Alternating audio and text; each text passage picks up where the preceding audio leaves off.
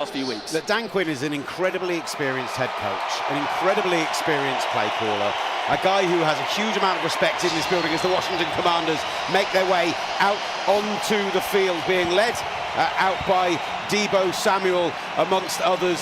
And obviously with this being a Dolphins home game, it'll be the Dolphins who get the big pomp and circumstance, but a decent amount of noise for them as they come out onto the field. Mike Samra still out there at the front as well. But look, every move they made in this off-season made that defense a little bit older, a little bit slower. Yes, they brought in experience, but I think they really struggle in open space. I think they really struggle with tackling.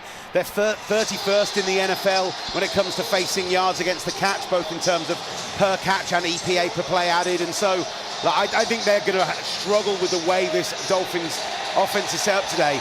And the key about the idea of what's happened with the handover of the coordination, well, what Joe Witt Jr. was calling was a Dan Quinn defense. I didn't see anything in it that didn't look familiar to me already. Well, the difference is Dan Quinn doesn't have a Micah Parsons, which is what, made his defense so good when he was in Dallas. Right now we're seeing the lights dim around the Santiago Bernabéu. The Washington Commanders out on the field. Firework display here in the stadium. Sparklers, lights aplenty. The atmosphere ramping up, and Spain taking seriously their first ever NFL game as the Dolphins head out onto the field. Worth noting, there's a pre-game guard of honor leading them out onto the field. Local NFL flag schools, community teams welcoming both of the teams onto the field. And just worth noting for half-times, very shortly, you're going to be hearing from Kenny Bello. He's one of the team's coaches for the Spanish women's national flag football team. They won bronze at the IFAF European Continental Championships. That was back in Paris in September. They're going to be getting plenty of recognition down on the field at halftime. Kenny joining us very shortly on the call, but look, he's going to be heading down there in front of 80,000 people getting clapped, applauded. I'm very jealous. I don't want to talk about it anymore. He can let us know how loud it's going to be down there, because it's loud up here, but I can't even imagine when you're in that bowl and the noise you're going to be hearing. Oh, the atmosphere is building here as the captains getting ready to head to the middle of the field for the coin toss. And as the Dolphins have taken to the field, the noise roaring around us, it's worth noting the Bernabéu is no stranger to American football. This hallowed ground welcomed the Tigers from Toul in France, the Ticunas from Giebelstadt in Germany, back on November 16th, 1958. Exactly 67 years to the day, this world-famous arena makes history once more. An illustrious number of cities from across the world, they've had the honour of welcoming the NFL to their shores. Madrid is moments away from dreams becoming reality as the playoff race intensifies. Just 3 wins to their name. The Dolphins and the Commanders understand results haven't matched expectations. Still time to turn form around. In Spain, the saying goes, más vale tarde que nunca, meaning better late than never. Well, you could be saying adios to the postseason if you lose today. To the country of Spain, to the city of Madrid, welcome to the National Football League. Let me hand you over to your superb commentary team ahead of the coin toss and the anthems, alongside Mr. Simon Clancy. It's your match commentator. Be prepared for the energy, the passion, the knowledge, everything else in between. He's a titan of NFL UK broadcasting, and he's our very own Mr. Will Gavin. How am I meant to follow that? My God. What on earth? As the teams do meet, the captains meet at midfield, and we await Sean Smith delivering to us the coin toss for today's first ever. It's a historic moment in the Santiago Bernabéu here in Real Madrid. And the first thing to happen is we get a mic issue and a bit of feedback, but we're there.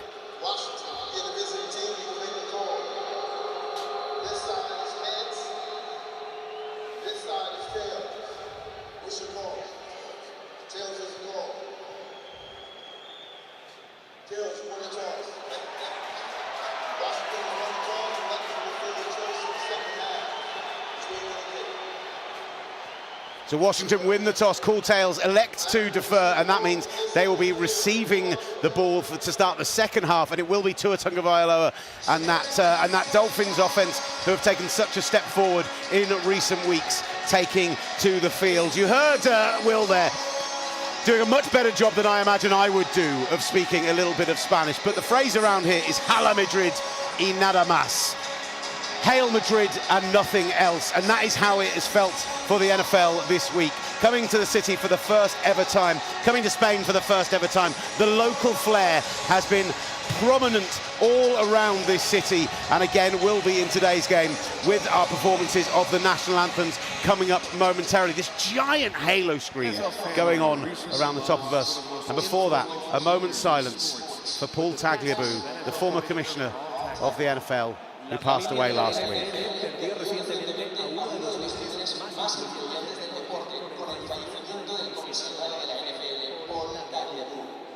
Commissioner Tagliabue had an immeasurable impact on the NFL during his 17 years as commissioner and was instrumental in establishing the NFL as a global sport.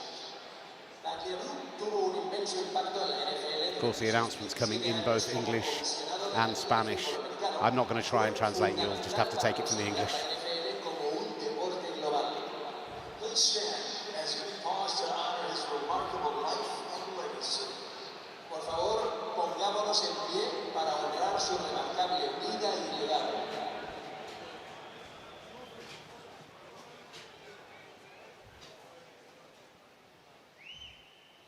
Thank you.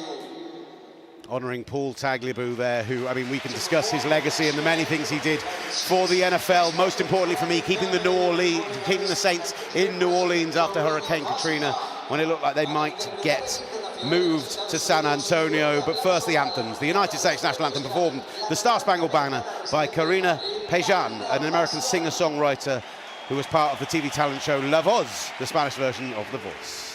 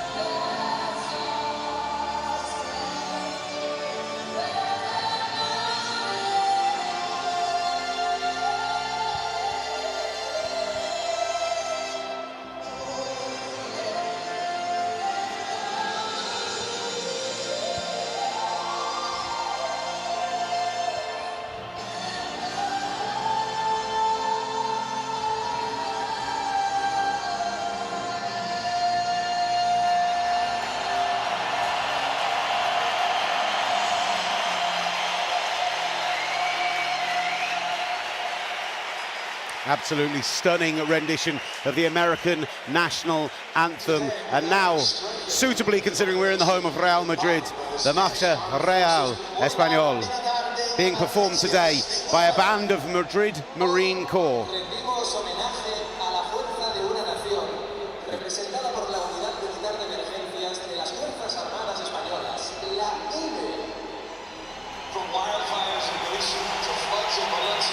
They're taking a moment to honour the emergency services on the giant halo screen around us here at Real Madrid at the Santiago Bernabéu. The huge American flag unfurled that goes all the way from the 40 to the end zone in front of us. The Spanish flag waiting to be unfurled on the far side, and a huge reaction for the emergency services inside this stadium, which the bowl now here is absolutely packed to capacity. You cannot see a blue seat amongst it.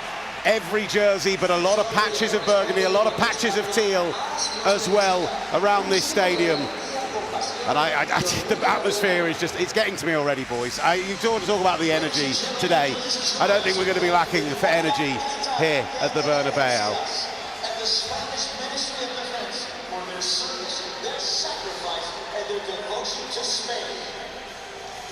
And with the marching band performing on the podium where normally the national anthem would be performed, they have got members of each of those services, including the Marine Corps, holding the flag of Spain and being honoured by the crowd here. Captain Roberto Moranta, Captain Alvaro Jerez Carraro, Jesus Ponce Lorite and soldier Patricia Juana Santos Pacheco. Flanked either side by further members of the military. Please welcome the Madrid Marine Infantry Group. Para interpretar el himno nacional de España, damos la bienvenida a la agrupación de infantería de Marina de Madrid.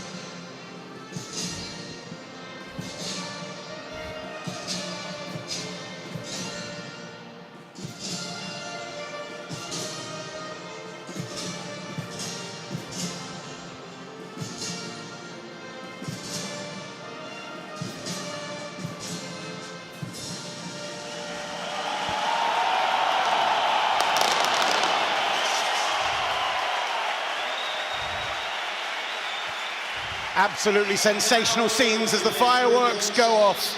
The pomp and the circumstance of the anthems is done. The marching band make their way from the 50 off of the field as the flag of España is folded in a ceremonial fashion. Dan Marino, resplendent in his gold jacket, flanked by the Dolphins mascot to his side, here to get us underway.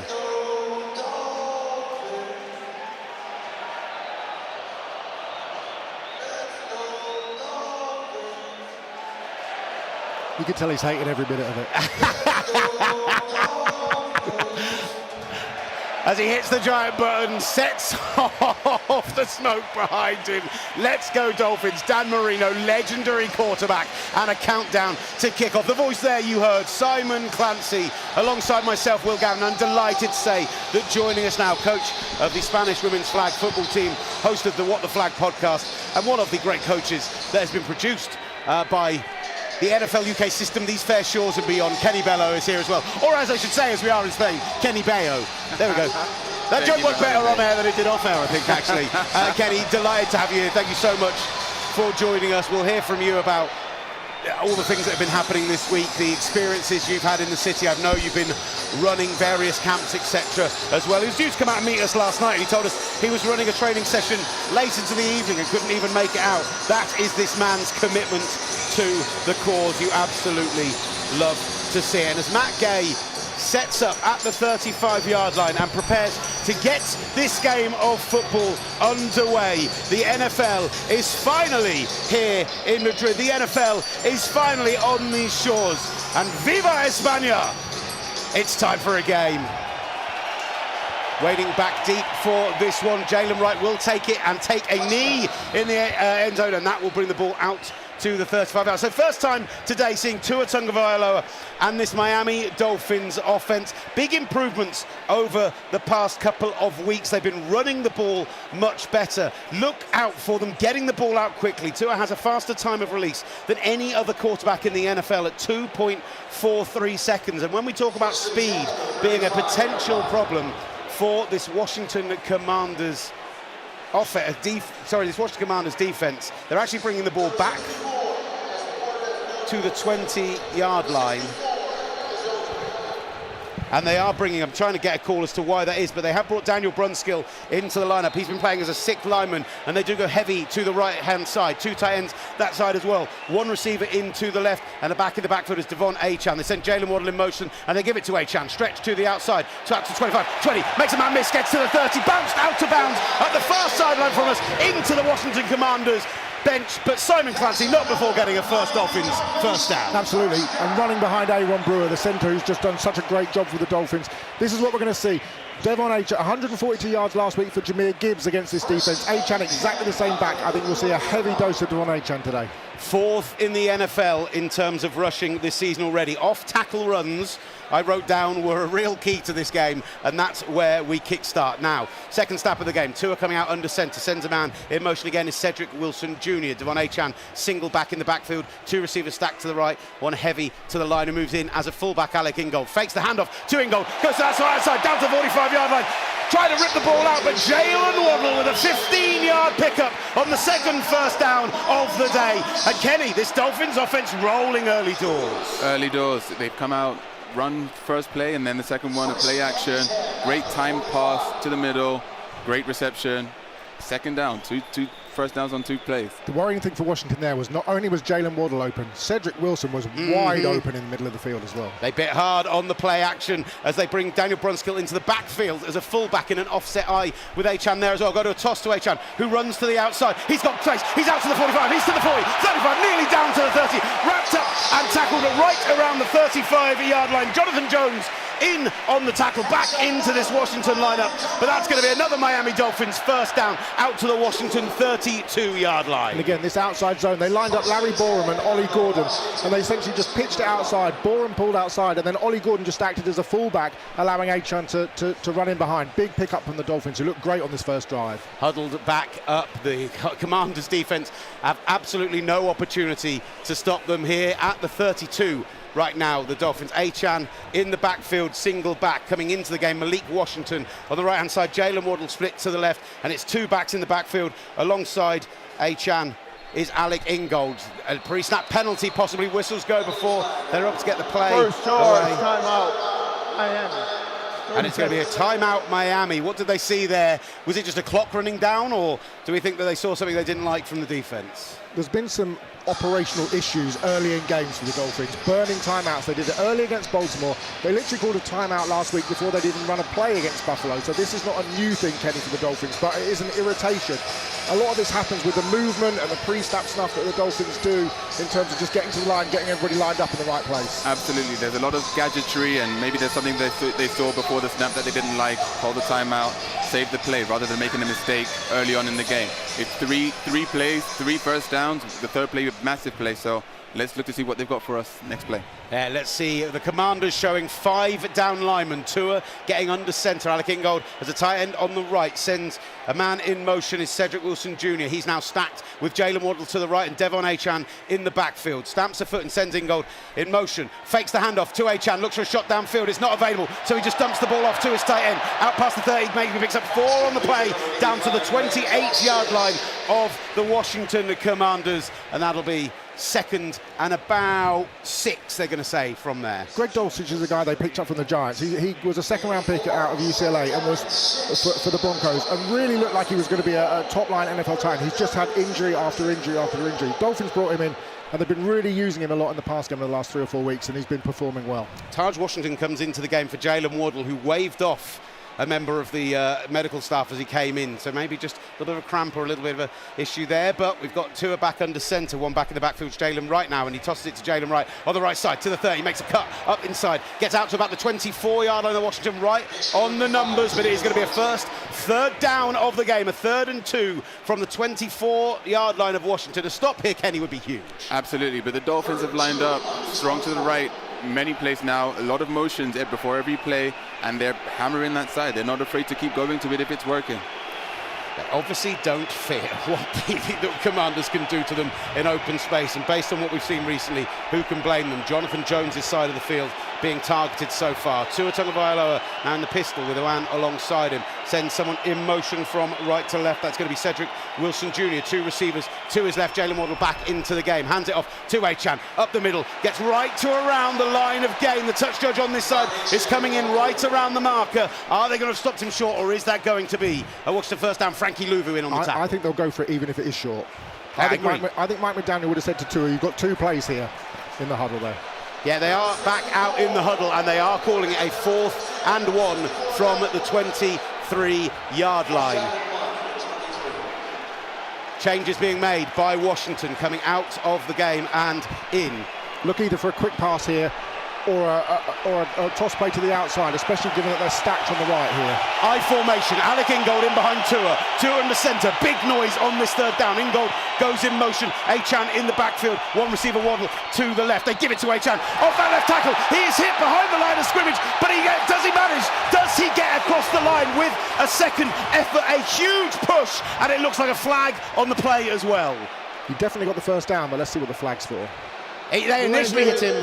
Offense. Oh, wow. They initially hit him behind the line of scrimmage. I thought they might get the stop anyway. And then we see that the Dolphins have committed a delay of game. Shocking, Kenny. They had two different sets of motions. One seemed to go and then they called it back, and then they motioned another player inside, and it's just too much going on, and now they've suffered the penalty and they're going to go for the field goal. These are the operational issues, Will, that will end up costing Mike McDaniel his job if they don't get them right.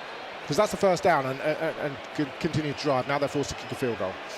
Indeed, it's going to be set up for a 46-yarder. Riley Patterson in for the kick. Long snapper will be Joe Cardona. Jake Bailey on the hold. Ball is up. Nearly blocked, but through the uprights. First points of the game will be a 46-yard field goal for Riley Patterson here on TalkSport 2 as the Dolphins, with their first three plays of the game, picked up chunk plays for 3 straight first downs, but once they got into Washington territory, stopped before a pre-snap penalty on a 4th down, forced them to take the field goal, and that's how the first drive of the game will finish. 10:35 left in the clock in the first quarter. Miami 3, Washington scoreless. We'll see Marcus Mariota and that Washington offense up next here on TalkSport 2.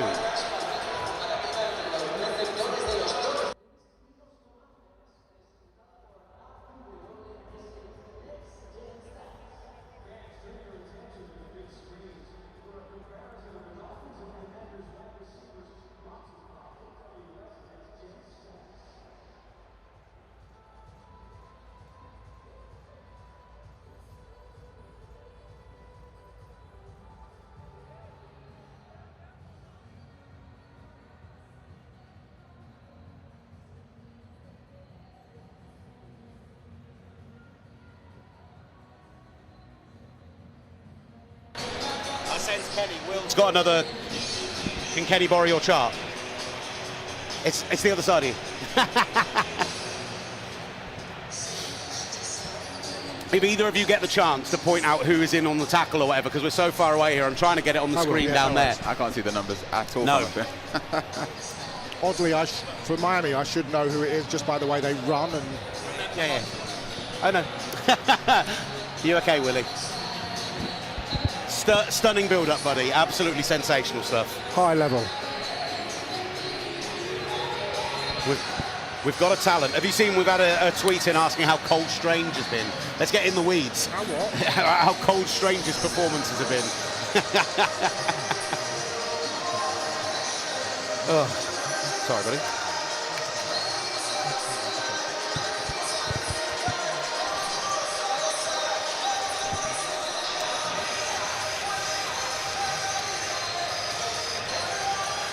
Riley Patterson's 46-yarder, the first points ever scored on the country of Spanish soil here at the Real Madrid Stadium as we are underway for the first ever NFL España game. 10:35 left in the first quarter here on TalkSport 2. The Dolphins lead the Commanders 3-0 as we wait for Riley Patterson to step up and kick the ball off. Back deep for the Commanders. Jalen Lane is back there. We are so high up in our position up here in the stadium.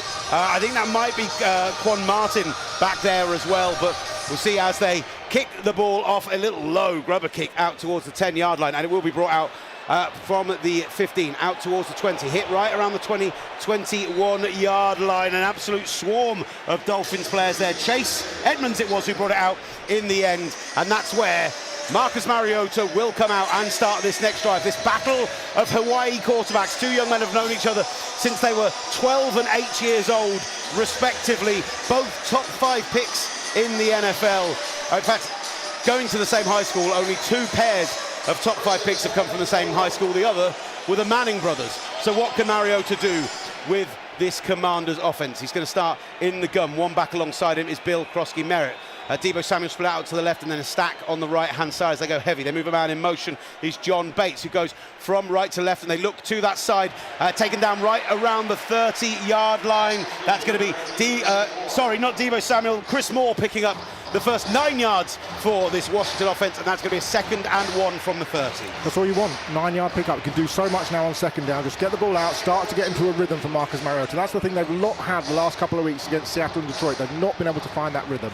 And marked it about a yard short, so it's going to be called 2nd and 2. Mariota is in the gun. One running back alongside him, and he's brought a man tight end in motion. It goes to Bill Krosky-Merritt. Steps out to the right-hand side, makes a man miss, gets out to the hashes, out to about the 37-yard line, and that will be a first down of the game for Washington. Yeah, Jordan Brooks there, leading the NFL in tackles.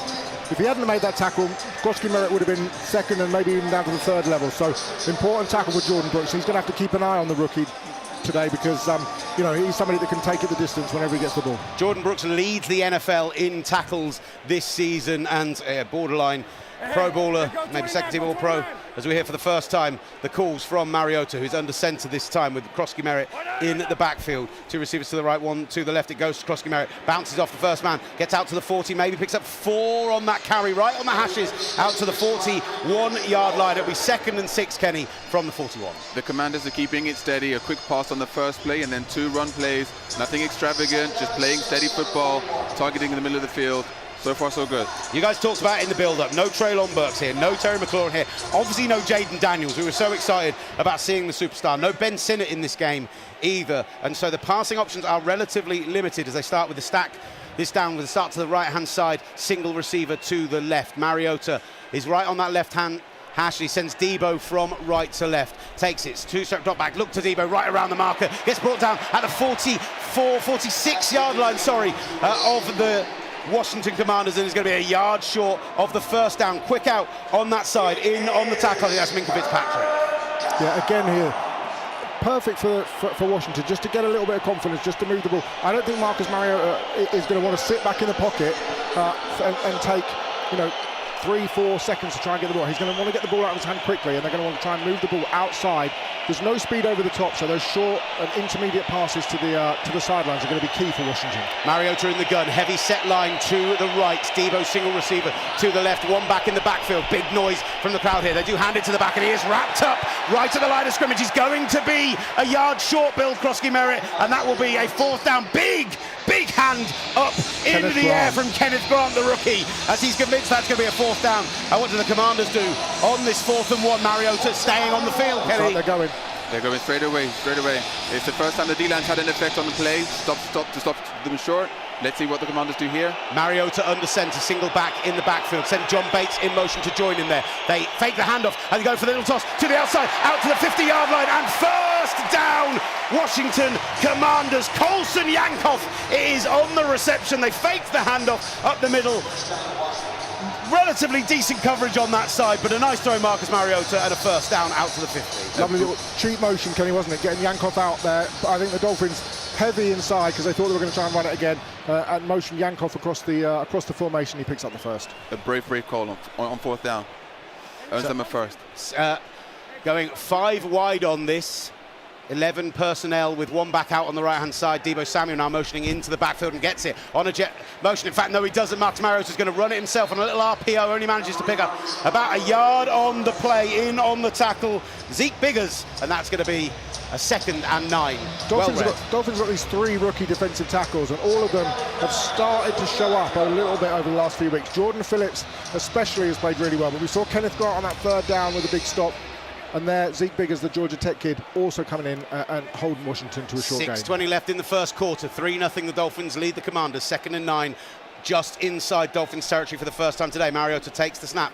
Krosky-Merritt stays in to block, goes over the middle, finds his man out to the 36-yard line. Lovely pickup for the Washington Commanders. Ashton Davis in on the tackle. The man making the catch, Jalen Lane, the rookie, out of Virginia Tech, and that's a first down, Commanders. Yeah, they motioned him in again into the formation with Juju Brents, who the Dolphins picked up from Indianapolis, and he was just able to use another man essentially to get past Brents.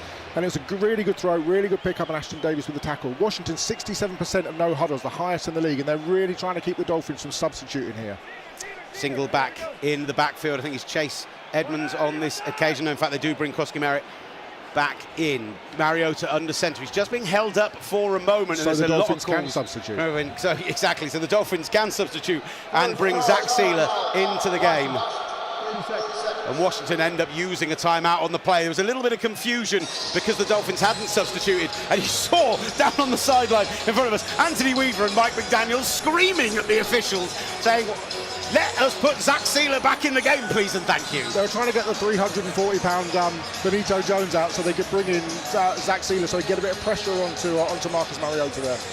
300 pounds, 6'6" himself, Zach Sealer. Is no small human being. He's not a small boy, but definitely someone you can get in the backfield. Kenny, I love the play call on the 2nd and 9 to get them down to this position, and actually I feel like there's more dynamism I've seen from the Washington offense in about 5 snaps here than the last 3 weeks of football, if I'm honest. Absolutely. I think Marcus Mariota has had time to work with the receivers now, so Jalen Lane was super brave. Takes a brave man to run across the middle and take a great form tackle like he did, but it's dynamic, it's impressive. They're moving the field, so let's just hope they keep going. Let's see how they keep going. Lane, Debo and Zach Ertz in a stack to the right, and that's the side they will go. It's Krosky on a little dump off, gets out to about the 30-yard line, wrapped up and brought down right there in on the tackle for the Dolphins, Tyrell Dodson, and that is going to be a flag on the play as well. Sean Smith, what have you got for us? What was the call there? The Dolphins seem to think it's going in their direction, and they're certainly gathering around the officials to make their opinion clear on this. Feels like it might be a late hit. Minka Fitzpatrick there was talking as if there might have been a late hit. Let's see what. Personal foul, low block, defense on the 29. 15-yard penalty. So hit drop tackle. Minka Fitzpatrick gets done, Kenny. It's tough, but 15 yards and a first down on that one does get us right down into the red zone for the Washington Commanders. Not a team who have been brilliant in the red zone so far this season. Defensively, the Dolphins 8th in the league. Washington actually converting 20 of 25 red zone opportunities. So when I say they're not good, they're good when they get there. They just rarely get there is the problem. Only 25 opportunities this year. Absolutely, but it looked like it was someone trying to get rid. They ran the dump off behind a bit of a screen, and I think one of the defenders was trying to get the blockers out of the way. So we're in Commanders in a great position now, 15 yards from the end zone. 15-yard line, 1st and 10. Marcus Mariota fakes the handoff, looks for a quick throw over the top, looking for the tight end on this side, John Bates, and a flag comes into the game for what I'm imagining is a hold on that side. Tyrell Dodson screaming at the touch judge on this side, not happy that he's been called on something going up against the Commanders' secret weapon, John Bates. But let's see what the call is from Sean Smith. Pass interference, defense on the 25. Ball in place at the bottom of the foul, automatic first down. A bizarre occasion where actually pass interference is a slightly shorter penalty than a hold would have been. They've got 4 yards instead of 5 yards on that penalty, but it is going to give them the ball at the 11-yard line. An obvious foul as well. So 1st and 10 at the 11, not quite 1st and goal. A yard short of that, a first down with 10 yards, a touchdown with 11.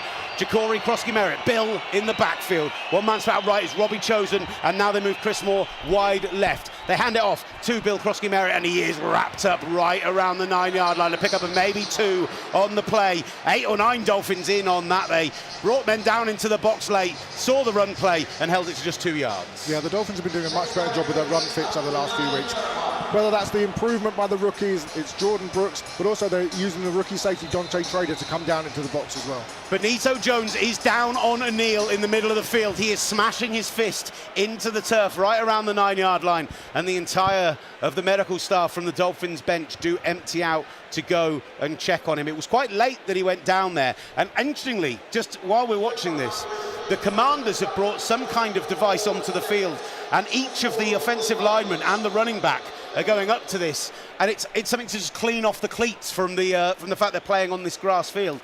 I always think like playing on grass is something they do in the NFL plenty, but when it's a football pitch which is being used at that time, we see it with Wembley a lot, it can cut up quite quickly. The grass tends to be shorter than they are normally used to, and it is a big thing when the people who are in charge of the equipment are on top of these things and know what they're doing. Yeah, it's can I just going back to the... Yeah, you can talk about whatever you want, Simon. We don't have to talk about cleaning cleats. That's absolutely fine. Your equipment point was lovely, Will, but can I just go back to the first of those 2 penalties? That because essentially what happened, and Kenny described it perfectly, it was a little dump off behind the screen, and Washington pulled Sam Cosme, the guard, and Tyler Biadasz, the centre. Minka Fitzpatrick was the one that the penalty was against, but Fitzpatrick's 208, 209, 210 pounds, and he's got these 2 guys, 310, 320 pounds, running directly at him. What Fitzpatrick does in terms of the foul is that he doesn't dive at the knees of Biadasz, but he sort of dives at the feet of Biadasz. But it's such a difficult one, Kenny, isn't it? Because you really want to protect these players from injuries, but also, he's giving up £400 for these 2 guys. I'm not sure what Minka Fitzpatrick is supposed to do in those situations.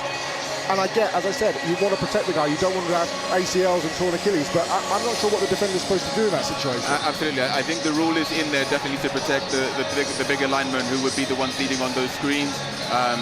It's difficult for Fitzpatrick because he has to take a literal one for the team, sacrifice himself for the block, take on the blocker, and hopefully he has his own teammates flooding through to come and make the tackle for him. So it's got him in trouble here, but the rule is a good rule, but it's just difficult especially for a cornerback, for a defensive back, to be able to come in and take on a climbing lineman like that and actually have any sort of impact on the play. Yeah, absolutely. I think by the point he gets to that, by the time he gets to that point, he's probably already lost that battle. The scheme's worked in the offense's favour, so you have. But I think ultimately it's important that we keep the players safe as much as we can going through. I think Washington will be pleased, Will, because already on this drive they look better than they did at any point last week against Detroit and the week before against Seattle, just in terms of how they've been able to move the ball. 10 plays, 70 yards so far, down to the 9-yard line. 2nd and 8 from there. They can get a first down at the 1. Touchdown with 9 yards. Mariota this time in the gun. Sends Debo from left to right. Has Krosky Merritt in the backfield alongside him. He not happy with the protection. Steps up and makes a change at the line of scrimmage. The Dolphins showing 3 down linemen with 2 split off to the right at a wide 9, and they hand it off to Krosky Merritt. Makes a man miss. Out to the 5, 4, 3, 2, and he's down 2 yards short of the end zone.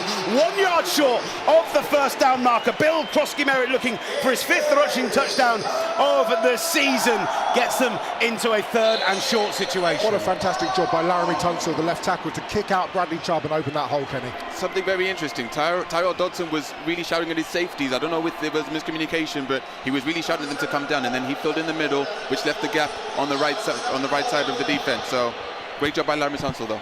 Big boys coming in for the Dolphins. Zeke Biggers, Jordan Phillips, filling up the middle of that line. This is basically goal line defense from them, with just a single back out to the outside on Debo Samuel, looking maybe for the quick pass. Mario Chinsen's going to take it down, hold it himself, tries to run out to the right side, and is swarmed a yard behind the line of scrimmage by that Dolphins defense. In on that one, Jordan Brooks, a sensational season from him so far, his 3rd sack of the year, and it looks like we're going to be settling for a field goal. No, Mariota's staying on the field. I apologise. They substituted so many players, I thought that was going to be a field goal situation. That was a great job as well by Minka Fitzpatrick. Minka Fitzpatrick was the first one to make contact, actually, with Mariota. Huge play here in the context of the game. We'll give them a half sack each, all right? Debo, right to left. 4th and 2, ball at the 3. Mariota in the pistol with a single back behind him, and he hands a ball off. No, he fakes the handoff. A flag comes in on the play, and it's going to be a pre-snap penalty. If anything, with that play slightly breaking down, that could be the best thing for Washington, because they weren't making the 4th down, barring some mistake from the Dolphins defense, and instead they'll get to settle for a chip shot field goal. Chris Rodriguez was in as a running back for the last 2 plays. In the first one, he was the lead blocker for Marcus Mariota around the side, and it proved ineffectual. And I think the false start is also on him on that 2nd play. So, as we said, probably puts them in a less risky position to kick the field goal. Yeah, great spot. The 3rd-year man out of Kentucky. Missed last week's game, but picked in the 6th round by Washington. They brought him in essentially as a fullback on those last 2 plays. Faked the handoff to him, but he went early, and they are going to settle for the 26-yard field goal. Tyler Ott will snap the ball. Tressway to hold. Matt Gay to put this one through and tie things up at 3 apiece. 2:40 left in the first quarter. Ball is down, ball is up, and the kick is good. The 26-yarder for Matt Gay gets the Washington Commanders on the board with 2:36 left in the first quarter. 3 apiece after a fascinating and long first drive for the Commanders. Moving the ball well, settling for a field goal has been the story of this first quarter, and we're back to see how the Dolphins can react. Up next here on TalkSport 2.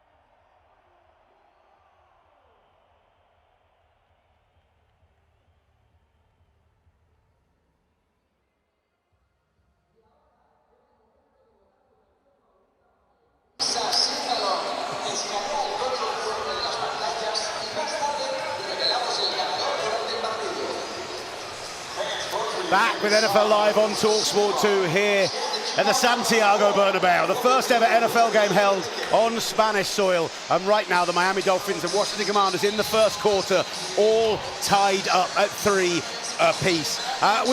They always do this sing-along thing on the big screen now, right? It's part of the interaction with the fans, getting them to take part. There's a QR code they can scan.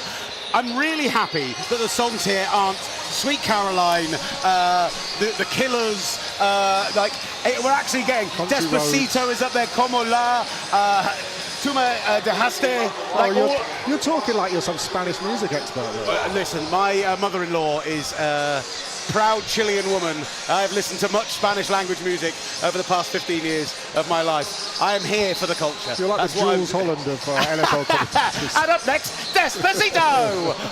Anyway, 3 apiece, 2:36 left in the first quarter. The crowd here loving the football that they've seen so far. 2 back for the Dolphins as it is kicked away and will be received right around the 6-yard line by Malik Washington. Bobbles it initially out to the 15, 20 on the numbers, out to maybe the 23-yard line before he's wrapped up and brought down right around that point. I think it's possibly Tyree Jackson in on the tackle, and the Dolphins will be starting from the 21 when they start this next drive. This is why these two teams are 3-7 though, Will. We've seen 2 massive sort of procedural issues on critical downs, in the scoring portion of the field, and really that's why good teams are good, and teams like Miami and Washington are in the position that they're in at the moment, unfortunately. Shout out, by the way, to Sean Smith, because the reason that we weren't sure what the penalty was that was called against them when we thought it might be a false start is because it was another delay of game, much like at the other end, and he called it in Spanish. The first ever NFL call in Spanish in Spain. You'd think with the huge fan base in Mexico and the games there that someone would have done it before,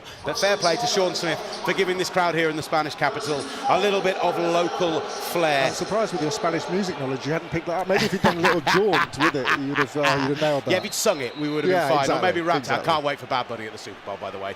Tua in the gun, brings Ingold in alongside him. One side, Achan on the other. Sends a man in motion from right to left is Malik Washington. He's a stat receiver on that side, and Tua will fake the handoff and will look to go deep on that side. Doesn't have an option open, so goes to Achan on the check down. Out to 25, gets to about the 29-yard line, right at the sideline. Wrapped up and tackled on that one by Jordan McGee, and that'll be about a 4-5 yard pickup, but it's again Tua getting that ball out nice and quickly, but the option isn't there. He knew where his option was. He looked downfield, he didn't like what he saw, he checked it down.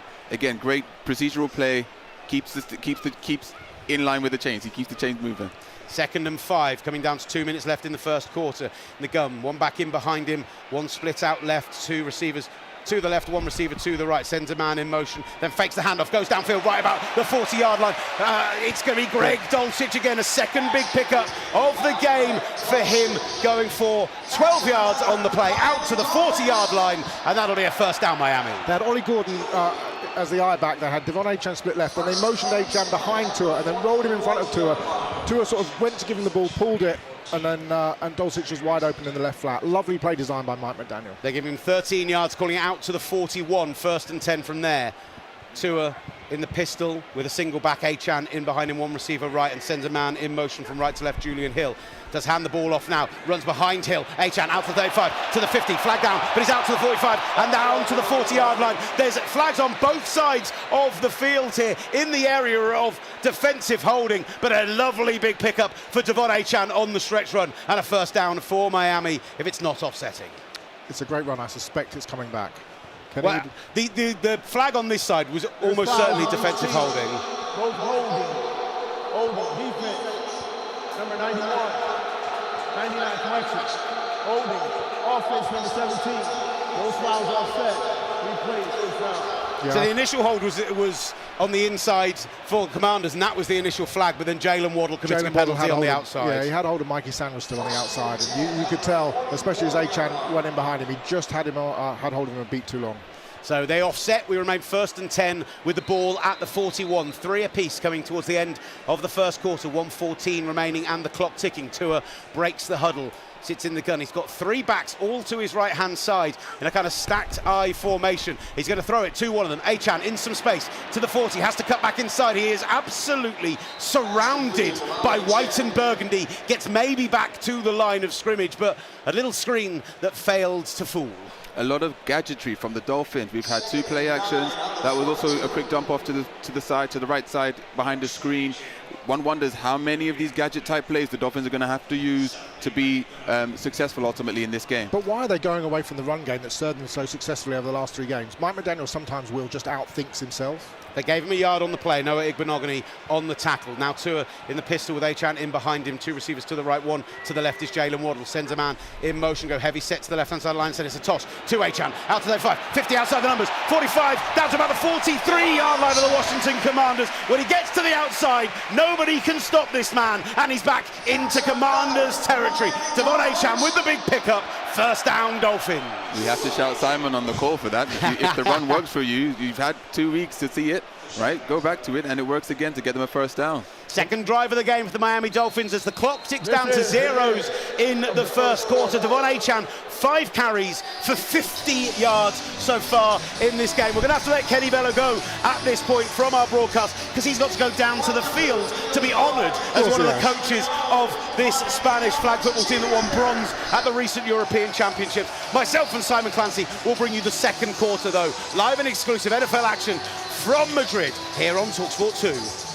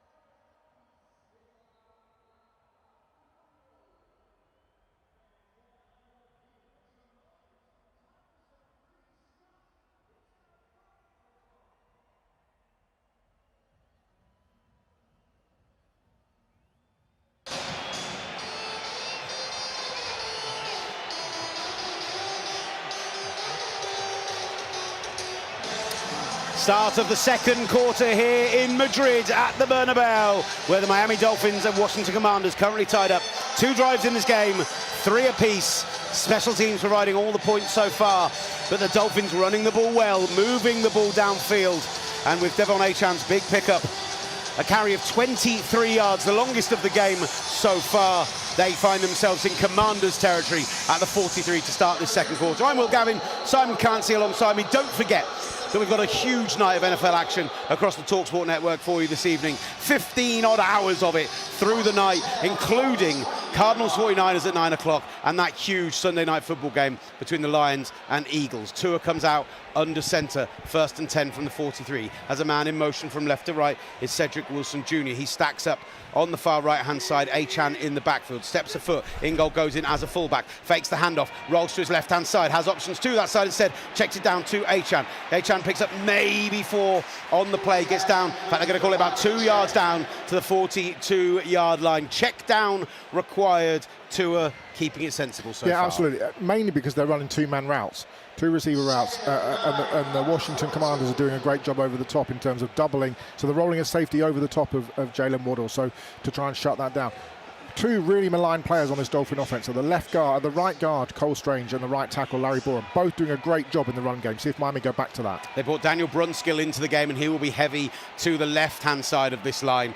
Bring a man in motion, Achan in the backfield again. It goes to Achan, who bounces to that left, has a hole, out pass. Oh, it's wrapped up and taken down on about a 5-yard gain. The 32-yard line, he's taken down in the end. But that was one of those that if you don't make that tackle, you might be seeing him going all the way to the house. Trying to see who was in on it, because if Bobby Wagner, I think it was who was in on that play. Yeah. Wagner has now gone for 100 tackles on the season, tying London Fletcher for 14 consecutive seasons of 100 tackles, an NFL record. Astonishing from that man. We'll talk about him a bit more later in the broadcast. But for now, 4 wide, 1 in the backfield, Tua in the gun, takes it around the 40. Looking out to his left-hand side, works through his progressions, finds a man, out to the 23, down to the 20, down 19, 18, and out of bounds on the far side. Malik Washington came all the way across the formation on that play. Tua worked his way through the progressions, great protection, found his man downfield, and they're in to the Commanders' red zone. That might be the best pass set protection the Dolphins have had all season, in part because Washington simply don't have the speed to be able to threaten the pocket, and Tua was able to stand in and wait for Malik to come, as you said, all the way across the formation, and did a great job of just putting it straight in his hands, and it's a big pick up for the Dolphins, who've moved the ball really well so far. They call it a 19-yard catch at the 17, and that's where they're going to have 1st and 10, this time with Tua under centre. Ingold motions into the backfield with Achan there as the back. He also brings a tight end in motion as well, hands it off, bounce to the outside. It's Ollie Gordon, down to 10, down to the 9-yard line, a yard short of the first down, bringing Ollie Gordon in, but they're inside the 10, 2nd and 1 from that point. In fact, they're going to call it at the 10, 2nd and 2, the Dolphins rolling. And they're doing a great job of kind of classic Sean McVay by motioning a guy back into the formation.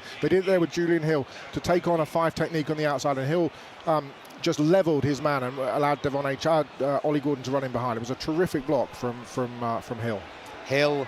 Julian Hill in, Greg Dulcich also in as they go heavy again, and Ollie Gordon remains in the backfield. Tua brings Ingold in and hands it off to Gordon again. No, he fakes the handoff, goes to Dulcich on this side and throws just outside him. If he hits him in stride there, he is going all the way to the end zone for pay dirt instead. It's going to be a 3rd and 2 from the 9. Set up, set up, set up, set up. That's what they were doing all the way through. And Washington, everything worked perfectly. The throw was just behind Greg Dulcich. I wondered whether or not it had been tipped at the line, but they've been setting that up all the way along with the motion, the cheat motion by the tight end in. And instead of Dulcich turning in and blocking, he went outside to run, and Tua just threw it behind him. On the big screens, we saw a child of no older than 10 in a Tyreek Hill jersey, looking more exasperated than Simon Clancy alongside me in the commentary booth. Right, 3rd and 2 from the 10. Tua fakes the handoff, has Achan in the flat. He's hit in the backfield. He's brought down right around the 21-yard line. Sacked for a huge loss on the play. Jacob Martin getting back there to take him down for what is a 10-yard loss. A sack for the Dolphins, and despite moving the ball brilliantly on that drive, they're going to have to settle for another field goal attempt. Shooting themselves in the foot yet again when it mattered most, Will. They tried a little bit of misdirection there, and it just didn't work. So you had Achan split off to the right of Tua, a little motion in behind. They faked the reverse, and they were going to try and get it out to Achan quickly, but they just weren't able to do it, and it sets up this field goal attempt by Riley Patterson. There you go, Riley Patterson has the ball for a 39-yarder. Ball down, kick is up, and kick is right through the uprights to our right-hand side in that Miami Dolphins end zone. 6-3 game, the Miami Dolphins lead the Washington Commanders. 11:27 left in the 2nd quarter. I joked before the game that Dan Quinn taking over the play calling maybe wasn't going to have a huge effect, but 2 red zone stops now for this Commanders defense. A big sack on 3rd down, holding the Dolphins to a field goal. How will Mariota answer? That's up next here on TalkSport 2.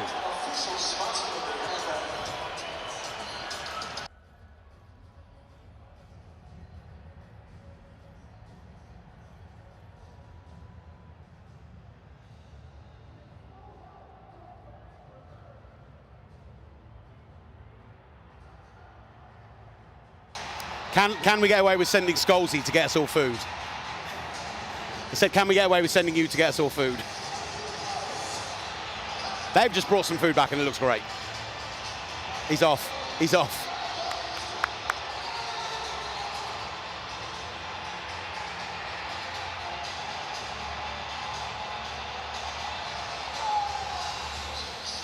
Happy, buddy? Good? Happy? Always. Excellent. Yeah, frustrating that. I know we're on, I know we're live on YouTube. For the people on YouTube, we're going to give some analysis off here. If he hits Dulcich there, we don't have to worry about that 3rd down play. And that was blown up from the moment that it happened. Achan just read really well.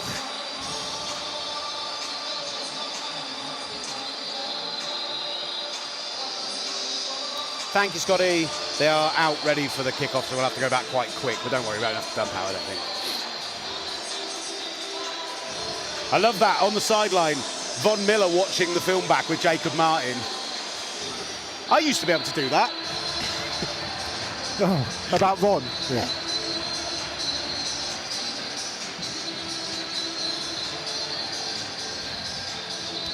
Back with NFL Live on Talk Sports 2. The Miami Dolphins offense moving the ball well, 8.4 yards per rush so far, but in the red zone, unable to finish the drive off. 6-3 game, 3 field goals, 3 drives so far. Let's see how the Commanders are going to answer the gun on this one. We are waiting for the kickoff. Go on, Simon. That Tua incompletion there. Polynesian quarterbacks were 11 of 11 until that point today in this game, and then Tua ruined it. I've got a sensational Polynesian quarterback stat for you, Go on. which I will bring out maybe when we've got a little break in play, maybe a timeout, because it's being kicked away, being collected at the 5-yard line and brought out for the Commanders. Out to the 20, 25, and tackled right around that 25. Bundles over the tackle. In on that one was 29, Minka Fitzpatrick, and they'll mark him around the 27 once he finally hit the turf, having barreled over the top of him.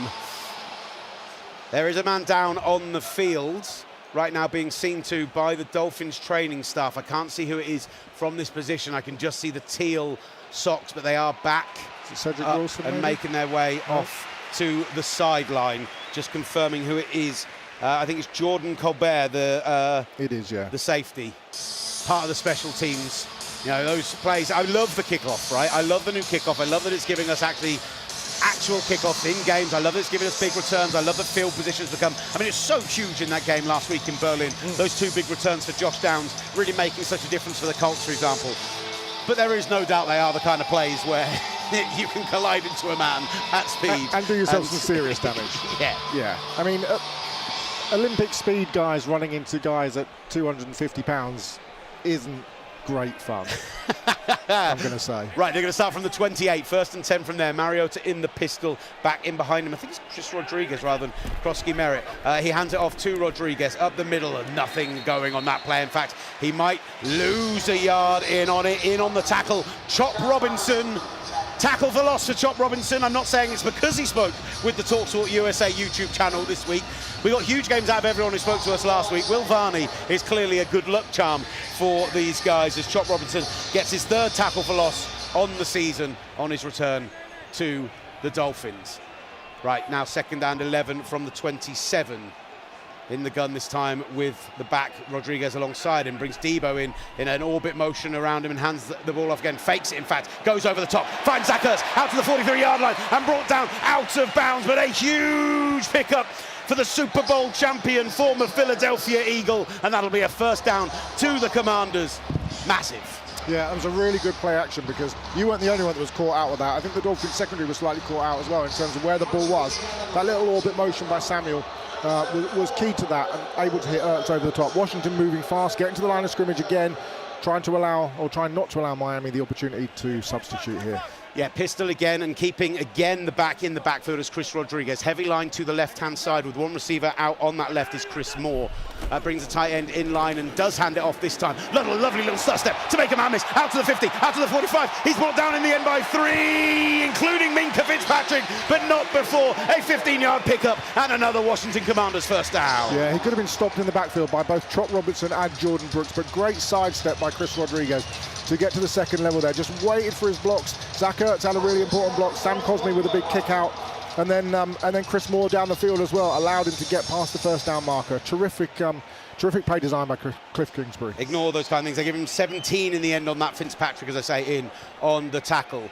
In the pistol again, moves John Bates in motion, fakes the handoff, goes for a quick pass, out to Ertz again, out to the 31-yard line of the Dolphins, about 1 yard short of the 1st down, and the flag comes in on the play. Protests from Juju Brents, who had a huge game last week against the Bills, but I think they are going to call that helmet to helmet, possibly. I think so. He kind of dives in after the fact and just goes over the top. It doesn't hit him, but it's kind of, oh, he actually does. His shoulder catches Ertz on the head. He turns to the touchdown and immediately says shoulder, and when you see it back there, it is shoulder. You wonder if it's one in New York that they'll watch. Exactly that. That's exactly what's happened. They watch it in New York, they say no foul on the play, and it is still going to be are they going to call it? No, 2nd and 1 from the 32, so a 9-yard pickup on it. Nice play, no penalty, and as I said, Juju Brents, I thought, had a brilliant game against Keon Coleman last week. To be fair to the official on this side, he was on the blind side of that, so the way he's looking at it, it does look like a helmet-to-helmet contact, but clearly not. And New York, I mean, that's what we want. Quick decisions, fair decisions, and New York did a perfect job there. VAR, that's how it's done. That is how it should be done. Right, 2nd and 1 then from the 32. Mariota in the pistol with a player is still going to be alongside him, Chris Rodriguez Jr. Instead, he's going to run the ball up the middle himself, gets the first down out to the 27-yard line. 4 on the play, and another Washington Commanders first down. Early on, Washington were really struggling, but they brought Rodriguez in, the hammer, really. A heavier running back, a pounder, unlike Krosky-Merritt, who's the quick stop-start guy.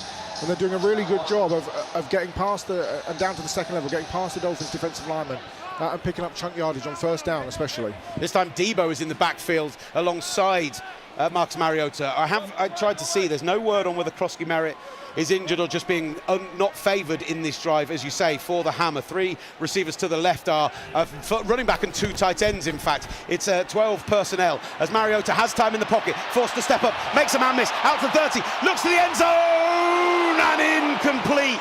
Mariota had a big chance to run on that play, but saw it all, went for it all, and in coverage in the end zone, Minkah Fitzpatrick breaks that one up, stays as a 2nd and 10 at the 28. That's great coverage by Minkah Fitzpatrick, who struggled the first part of the year, went back to the nickel position and has done a really good job on times. Dolphins had 3 opportunities there, especially Bradley Chubb, to sack Marcus Mariota in the backfield. He managed to escape, and I thought that was going to be a touchdown, but Minkah with terrific coverage, and Mariota just had to lay that ball slightly out in front of him. Bradley Chubb had him fully, arms around him, almost wrapped up and unable to bring him down. Matthew Judon comes into the game with those brilliant bright orange sleeves to put some pressure up the middle. Mariota with time in the pocket, throws to Deebo Samuel, but it's high and over him, and had a risk of being picked off behind him, but there is a flag on the far side of the field. Will this remain 3rd and 10, or is this going to go against?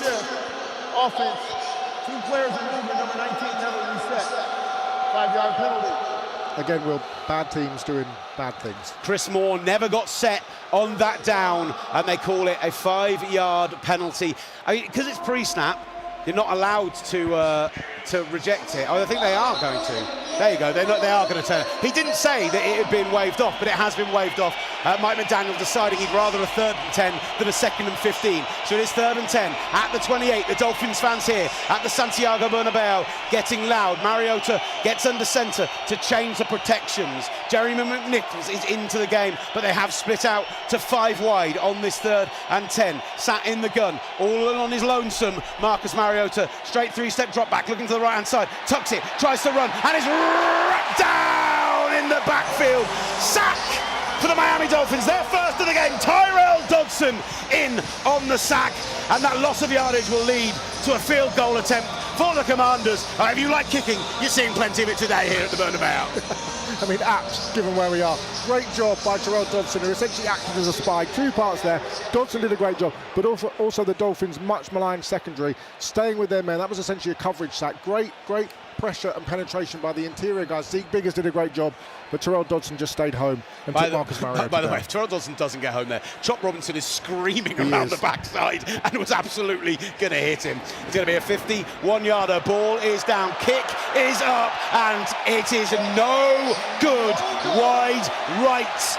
Matt Gay with a miss from 50. He is 4 of 8 now from 50-plus yards this season. 5 of 5 inside the 49-yard line.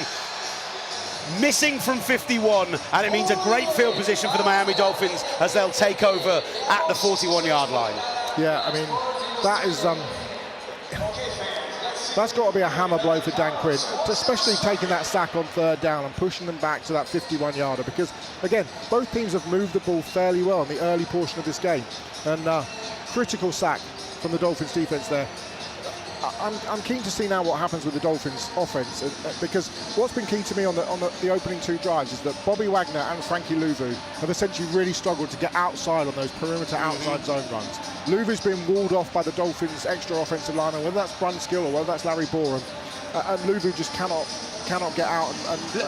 Louvu is a guy who got a lot of love last year. Bobby Wagner, a guy who was a second-team All-Pro.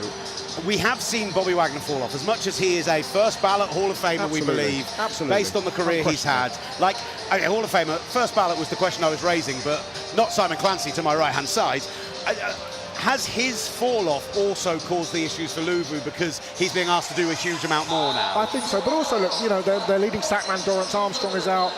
They're just struggling full-time on the defensive side of the ball. They've got no speed whatsoever, and I think when your leading tacklers are struggling with their own speed and their own legs, I think that just exacerbates the issue massively, and I think that's what we're seeing here with this Washington defense. That Dorrance Armstrong miss on the line, by the way, leads the team in sacks with 5.5. 7 tackles for loss on the season. Him going to IR, a real hit for them. And of course, they're without Deron Payne today as well, after his ejection from the game last week for taking a swing. Some arguments that maybe 2 players should have been ejected in that situation. Javon Kinlaw actually quite lucky to still be playing today, although there'd be many Commanders fans who suggested they'd rather see Javon Kinlaw not in the game. Yeah, absolutely. We're just seeing some medical information. Jordan Colbert, who was in on that special teams tackle, ruled out Will with a concussion. Yeah, Jordan Colbert out for the game, and that was the play we saw earlier on the return that started this drive. And a huge shout out to Tom Scholes, a social media producer, an absolute maven. He's given you a wave on the YouTube channel because he's just brought out food for the whole team. I know that Will Varney's getting his stats and checking Twitter, but a chance for him to get some scran. This is sensational work from you, Tom. Absolutely brilliant. It's a long old game. We're here talking for like 3.5, 4 hours. We can't eat it because we're talking. But. Yeah, there'll be timeouts, don't you worry. Tua Tagovailoa then starts this drive from the 41 in the gun, fakes the handoff and goes quick pass to Jalen Waddle on the outside, out to about the 48-yard line where he's tackled out of bounds by Mike Sammerstill. But that'll be a nice big pickup, 7 yards on first down. Puts them in a perfect situation for second down.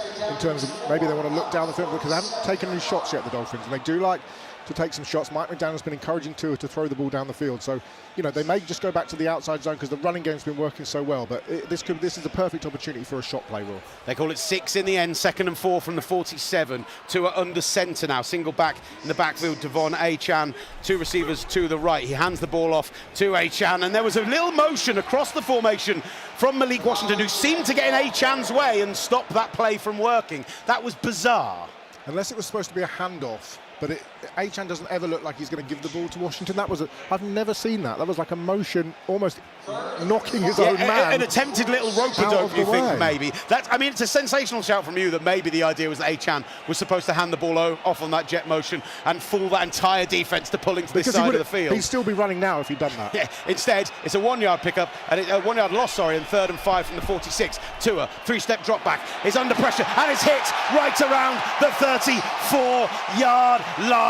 Big sack on the play. Jonathan Jones, second big play of the day from him, and the Dolphins go 3 and out for the first time today. Yeah, Alec Ingold, who's not had a great season for the Dolphins as the fullback, missed Jonathan Jones on the blitz. The thing for the Dolphins kind of cognoscente, the coaches and stuff, Tua there was sacked and was dropped on his head. Now we know about the history of concussions there, probably just something to keep an eye on because we know how serious it's been in terms of Tua missing games with concussions over the last few seasons. So it didn't look to be a bad one, but we'll see how it plays out over the next. First punt of the game then for Jake Bailey. It's a big one, going to be fielded right around the 11, but a chance to bring it out and maybe get to about the 17-yard line, tackled as he was going out of bounds. Jalen Lane, but a lovely big punt from right around the 30, and actually there was a flag on the play down there. Let's wait and find out from Sean Smith what's going to be the call on that one, but he managed to flip that field a good 70-odd yards initially before the return. Net yardage on the punt goes to about 61, but yeah, big punt. Talked about Ingold having a bad season. Returning kick, holding. Kicking team number 35.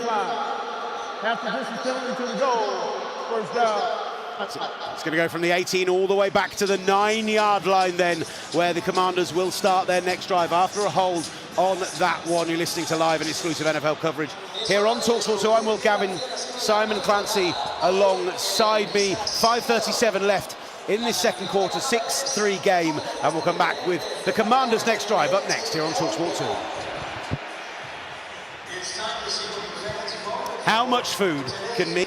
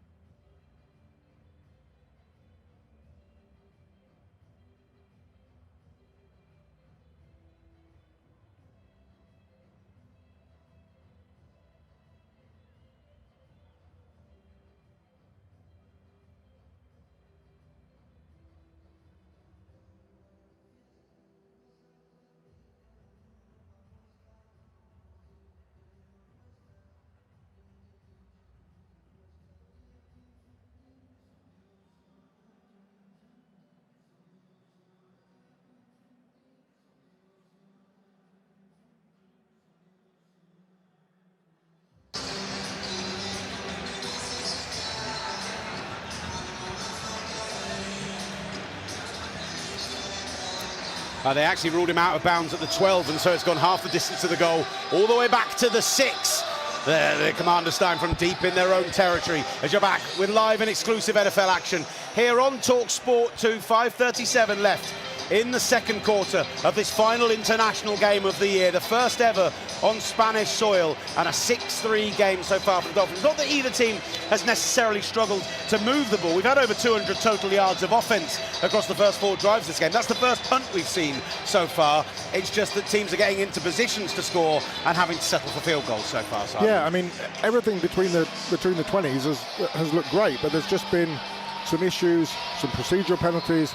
And as we keep saying, it's why bad teams remain bad teams. Somebody's got to, there's got to be a drive here by Washington. Mariota under centre, heavy line, hands the ball off to his back, who maybe gets a yard on the play, tackled right around the line of scrimmage, and in fact they're going to call it a 1-yard loss. Benito Jones back into the game, in on the tackle, and it is Ja'Cory Krosky-Merritt back into the game for the Washington Commanders. In a close game like this, Will, as well, that punt by Jake Bailey is, like you mentioned just before the break, has completely flipped the field. Here are Washington now backed up on their own 5-yard line with a team that doesn't have a lot of speed over the top. Can the Dolphins force them to punt and maybe get the ball back close to midfield? Mariota in the pistol with Ja'Cory-Merritt in behind him. One receiver right, 2 to the left, heavy line with a tight end on the left-hand side. He pulls it, he looks downfield, looking for Deebo Samuel in double coverage, throws it over the top, and a late flag comes in on that one. I thought that was sensational coverage down the field from Dante Trader Jr., but let's see what the call is from Sean Smith as 2. Pass interference. Defense number 23. Ball be placed at the spot of the foul. Automatic first down. It's Jack Jones that it goes against, and that is a huge penalty against the Miami Dolphins, getting them all the way out from their own 5-yard line, 25 yards out. Just waiting to see that back. Sorry, it's going to be 15 yards out. There is some contact there, but that's so high, it's basically uncatchable. That is, I mean, I'm not sure about the contact, but also the ball, and Mike McDaniel is remonstrating, the ball was way over the head of Deebo Samuel. I love that he has a get-back coach like Sean McVay who tried to pull him back and failed miserably. He was so angry. He's a very small person because McDaniel's so small. Anyway, get that child. First and 10 from the 20. Mariota in the gun, fakes the handoff. Quick shot out to Deebo Samuel, picks up 5 on the play before he's wrapped up by a whole slew of Dolphins players, and that'll be 2nd and 5. They may even call it 6 from the 26-yard line. Yeah, Mike McDaniel's still not very happy. I can see him on the sideline, pacing up and down, talking to Anthony Weaver, very unhappy with that decision. And I'm not surprised. Even the TV networks have got Dean Blandino, the former referee, now talking, I'm sure. I've just watched it again. There's almost no contact on the play anyway, and it's uncatchable. And it's absolutely, I mean, A.J. Brown wouldn't be able to catch it, so, Well, it'd have to be thrown in his direction first. That's very true. Marcus Mariota. As in somebody that's very tall would be able to. In the gun. Ja'Cory-Merritt alongside him. 2 receivers right, 1 to the left. 2nd and 4 from the 26. He goes it to his leak out on the left-hand side, and who's bounced out of bounds on the left touchline, right around the line's gained at the 30. Bill Ja'Cory-Merritt picks up the first down for the Washington Commanders. Ifeatu Melifonwu in on the tackle. Yeah, Marcus Mariota just taking it easy, nothing stupid, just getting the ball out in the flat, pick up some easy yards, and puts them in a good situation, picks up the first down. And they go hurry up, he gets the ball back quickly, looks for the toss, but instead goes downfield and is very nearly intercepted. That ball going between 2 receivers, Zach Ertz and Deebo Samuel in the area, but Jack Jones with a chance to make up for the quote-unquote penalty earlier in the drive. Could have picked that one up, it falls just short, and instead it'll be 2nd and 10 from the 31. Yeah, the Dolphins did a really good job there, sealing off Zach Ertz. Marcus Mariota trying to fit it into that window and was just unable to do it. Ertz couldn't turn upfield, and Jack Jones almost had himself a pick. Dante Trader played that very well. There we go, those two meeting in the backfield again, but this time no flag. 2nd and 10 from the 31 then, this time Mariota in the gun with one back alongside him is Bill Krosky-Merritt, sends a man, it's Zach Ertz in motion from right to left, 2 receivers right, 2 receivers left, takes a straight drop back, has the blitz, but this is man over the middle, out to the 45, down to the 48-yard line, all the way to the F of the NFL, at the 50-yard line, huge pickup of 19 yards for Chris Moore. He read the blitz, he got the ball out quickly, and the Commanders keep the ball moving. The Dolphins cheated up as if they were going to blitz in the middle of the field there, and then they rotated out Terrell Dodson and he was unable to fill that hole. And as they dropped off into a zone, Mariota picked it apart. And they go quick again and hand it off to Krosky-Merritt, who stumbles right at the 50. Does get 3 on the play off that right-hand side, but could have had a few more if he doesn't go to ground. And it'll be 2nd and 7. And finally a chance for the Dolphins to substitute a couple of players in. Bradley Chubb getting back on the field. Kenneth Grant getting back on the field as well. The Commanders done a really good job of keeping them off, but finally the Dolphins get to do a little bit of rotating. 100%. They've been going almost exclusively no huddle, and it's working. They're doing an excellent job. They are into Dolphins territory with that 3-yard pickup, though. 2nd and 7 at the 47. Stan Mariota in the gun with Krosky-Merritt alongside him, sends him from his right to his left. One receiver to the right, one deep left. He goes over the middle to Zach Ertz right around the 35-yard line, who slides down untouched initially by a Dolphins player, but gets it all the way to the 33-yard line. And with that 14-yard pickup, another first down for Washington. Found that hole in the zone and just slotted it in there, Mariota. Actually, Reaver's playing an awful lot of zone today as the Commanders hurry up to the line again, although slowing down now as the referees step in. They're playing an awful lot of zone, and when they blitz, they're not able to get home. Jordan Brooks there, unable to get home. And I think this is old Texas Tech Cliff Kingsbury in terms of what they're doing there as we hit the 2-minute warning. Yeah, I mean, Cliff Kingsbury, his run game has been excellent this season. The passing game not been his strongest facet, and yet on this drive they are picking up nice chunk plays. They're getting the ball out quickly. This is looking much better from him. The Dolphins defense over the last 4 weeks have been 8th in defensive success rate, 12th in EPA per play. They have been stopping teams left, right and centre, including a sensational performance against the Buffalo Bills last week. But so far the Commanders are moving it. They're down to the 32. 2-minute warning, 2 minutes remaining in the half. 6-3 game, but the Commanders with a chance to take the lead. And I'm going to stick here because the Selección Española Femenina de Fútbol Bañera are on the field. And there is Kenny Bello on the big screen, the offensive coordinator of the European bronze medalists at the end of that line as they are given the love down on that touchline of the Miami Dolphins on our right-hand side. You love to see it from Kenny. You love to see flag football represented, and there is the Spanish flag women's football team being represented on the field. As the starting quarterback of the Salford Scorpions in the National Premiership, as I am, I absolutely love to see flag football being represented. I've seen you wing it, and you've got an arm, my friend. Thanks, mate. I'm not Thanks, just mate. saying it. Like 50 touchdowns last season, I threw. For Just your saying. age, you've got an Oh my God, we've gone there. We've gone there. No, that was to be honest, I saw too mean. Marcus Mariota earlier on with his helmet off during the anthems. He's as grey as I am. I was thrilled at the fact that I wasn't the greyest person involved today. I won't say how many years you've got on him, but whoa. Your salt and pepper is sensational to me, Simon Clancy. Don't you worry about that at all. We're going to have Bizarrap and Daddy Yankee doing the halftime show here in Madrid. Another classic Spanish artist that I'm sure that you know I'm a huge fan of. What happened to Ray? Did you have Ray at Wembley? Ray was so good at Wembley. My goodness. Absolutely unbelievable at halftime at Wembley. There we go. Oh, hold on.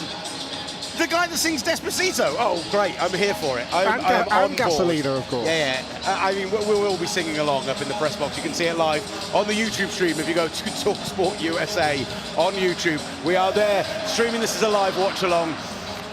Right now, the Miami Dolphins 6-3 up on the Commanders. The 2-minute warning about to be broken. The Commanders out on the field, huddled up and ready to see if finally we can get the first touchdown on Spanish soil. It's a big night tonight. We have rather gone lowest common denominator music here with the Macarena. I'm sorry. To be clear, we've not chosen this. No, we've not chosen it. Hey, it's a banger. Don't you get it wrong. Right, as they break the huddle, single receiver to the right. 2 receivers left, Deebo Samuel and out on that side, Chris Moore, who had the big pickup earlier in the drive. Instead, they hand it off to Krosky-Merritt. Gets out past the 30, down to about the 28-yard line. The Miami Dolphins, they'll call it a 3-yard pickup. It'll be 2nd and 7 from about the 29-yard line. Now, I'd be surprised if Washington don't go and huddle up now, because we're inside 2 minutes, obviously clock running. They don't want to give the Dolphins the opportunity to get the ball back. So I say that as they come to the huddle, so maybe they're going to completely ignore me. But snapping the ball with 20 seconds to go probably isn't necessarily what I'd be doing. 20 plus seconds on the play clock, 2 times out available to both teams. 2nd and 7, 1:28 left in the half. Mariota is taking his time now. He's there. 3 receivers left, 1 receiver right. Crosby Merritt alongside him in the backfield. Claps his hands. Movement and a delayed blitz on that right hand side. And Mariota's going to tuck it and run and gets out to about the 23-yard line, a yard short of the first down. It was a quick run option, saw that pressure coming off his right hand side, tucked the ball and picks up 6 on the play. Juju Brent's blitz from the nickel. Ja'Cory Crosby Merritt does an absolutely outstanding job for an undersized halfback essentially in picking up Brent, who is a big guy, 6'2", 200 pounds. As I talk over the referee, it was an outstanding blitz pickup. The sort of blitz pickup you'd expect from a seasoned veteran, Jonathan Taylor, but that was outstanding, and that allowed Mariota to run him behind. And the Miami Dolphins do take their 2nd timeout of the game with that one. And you talked about the lowest common denominator with Macarena. We've now got some La Bamba going, Simon. Amazing. It's 1993 all over again. Listen, the crowd are loving it. The shots of the fans are on their feet. They're having a great time. They've been treated to some great offensive football, as we've said, between the 20s, but now 2-3 yards out from the red zone, can we see a team finally finish a drive off? Mariota comes in from the sideline, accompanied by John Bates. I called him the secret weapon earlier on. He moves around so much in that formation and does so much in the blocking. Best blocking tight end in the NFL, just outstanding. Worth every single penny in terms of what they're trying to do in the run game. Got a new contract, 3 years this year, good money as well, John Bates, and he is absolutely huge for their team. Right, 1 receiver to the right, 1 receiver to the left is Chris Moore, and they are heavy on the right-hand side of that line with Chris Rodriguez in the backfield, and it's going to go to Rodriguez, makes 1 step, out the outside, first down, inside the 20, down to the 16-yard line, rumbling 7-yard run from the rotational back, and they are into the red zone. The Washington Commanders down 1st and 10 from the 17, they call it. Yeah, they loaded up Bates, they loaded up Chris Moore on the left side and just ran Rodriguez in behind. Dolphins weren't able to stop him. And so now, with under 50 seconds to go, Washington can really do what they like. They've got 2 timeouts. They're at the 17-yard line, and the playbook is open to Cliff Kingsbury here. Unsurprisingly, I'm a man who has no problem with big boy football. 1st and 10 from the 17, 35 seconds remaining on the half. Clock is running. Mariota in the gun, hands the ball off again to Rodriguez, bounces off the left-hand side, gets out to the 15, maybe picks up 2 on the play. 25 seconds remaining, and another timeout taken. Just confirming whether that's going to be the Dolphins or the Commanders. It's not clearly indicated by Sean Smith. It is a Commanders timeout. It makes more sense for it to be a Commanders timeout, but you never know. I said that the playbook was open to Cliff Kingsbury. What I didn't say was that whatever you do, Cliff, don't run an inside handoff to pick up 1.5 yards when the clock's running inside 30 seconds and you're trailing 6-3. Cliff, I just praised your run game, pal. Come on, figure it out. The playbook is open as in terms of you could throw it, Cliff. You absolutely can throw it. I think settling for, all jokes aside, settling for a field goal here now will be a loss for Dan Quinn's side, given the timeouts they had, the time they had, and the way they've driven the ball down the field. Also, you're on a 5-game losing streak. Your best receiver is on the sideline, and Terry McLaurin. Your quarterback is out indefinitely, right? If you want to get anything from this season, if you believe you can, as Marcus Mariota hurls his hand warmer off to the side and is in the gun with Chris Rodriguez alongside him, 3 receivers to the right. He's going to look in that direction and look to take a shot, but there's nothing out there, so he's going to take it down and scramble. Now does throw towards the end zone and just out of bounds. Play broke down, great coverage from the Dolphins defense, and it's going to be a 3rd and 8 now from the 15. Clock stops with 17 seconds remaining of the half. Yeah, it was good coverage on the back end. The Dolphins brought a late blitzer as well. They brought Minka Fitzpatrick late on the blitz. Mariota looked through his progressions, 1st, 2nd, then he had to scramble to the right because pressure was coming, because Fitzpatrick was coming in, and then really just threw the ball, as you said, Will, out of bounds in the direction of his receiver. But now huge critical play here, 3rd and 8 with 17 seconds left. I was about to say 12 personnel, but they are subbing out John Bates and bringing in an extra receiver in Robbie Chosen. So it's going to be Deebo Samuel and Robbie Chosen stacked to the right with Zach Ertz on that side as well. Chris Moore to the left and 1 back in the backfield. Straight 5-step drop back. Mariota looks to the right-hand side, finds Deebo Samuel, who goes out of bounds right around the 12, but there is some laundry on the field on that side as well. About a 3-yard pickup, just making it an easier field goal. But let's find out what the penalty was, because if this goes against the defense, if this is holding or similar, then it's a disaster for the Dolphins and gives It gives us first and goal. It almost looked like an alignment penalty as much as anything in terms of where the flag came from. We'll see now from short. There's one from the backfield and one right on the line of scrimmage. Played both by the offense. Illegal formation. Offense, that penalty is declined. Pass interference, offense number 1. 2-yard penalty, 3rd down. So Deebo Samuel pushes off of the corner on that side. They call it offensive pass interference, and with 12 seconds remaining in the half, it's now a 4th and 18 from the 25. Mariota is still on the field as they march the ball back here. They have got a timeout, so they could let the play clock run down and try and draw them offside. It's 3rd and 18, sorry. So it's not a loss of down. Apologies. Yeah. So it's 3rd and 18 there. They left it on the board as 4th and 18. I apologise, that's my mistake. 3rd and 18. In a tight game, Dan Quinn's going to be saying, do not make a mistake, do not throw a pick here. That's the situation. Do they go for do not make a mistake, or do they go for it all? Mariota, straight 5-step drop back, 2 receivers to the right. It's just a little screen to Deebo Samuel. Deebo steps inside, makes a man miss, gets down to about the 11-yard line before finally brought down around there. In on the tackle, Tyrell Dodson again, and that will be a 4th and 3, 4th and 5, they're going to call it from the 12. 3 seconds remaining, and Washington will have a end-of-half walk-off field goal to tie this up at 6 apiece. That was really interesting because Deebo was in that situation I'm not close enough to the end zone to get in. If I get tackled, the clock's going to run out and we're not going to be able to kick the field goal. But at one point with those 2 lead blockers in front, it did look like he had a chance to maybe score.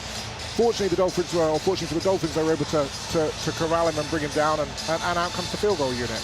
Matt Gay has had a short field goal today. That's the 3 points on the board, but has also missed a 51-yarder. This one, a relative chip shot from 30 as he sets up and puts his boot into the ground. It'll be Tyler Ott to snap, Tressway to hold. Ball comes out, ball is down, kick is up, and the kick is right through the uprights from 30 yards, and that's how we'll end the half here on TalkSport 2. The Washington Commanders tying things up at 6 apiece with the Miami Dolphins. The story of the half so far, 2 teams who between the 20s move the ball well, look interesting, look fun, getting something going, and yet when they're getting into the red zone, absolutely nothing. 1 stop on the game so far for a punt.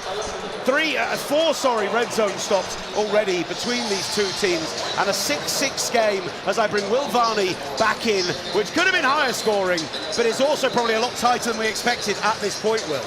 Well, Madrid, do you love special teams?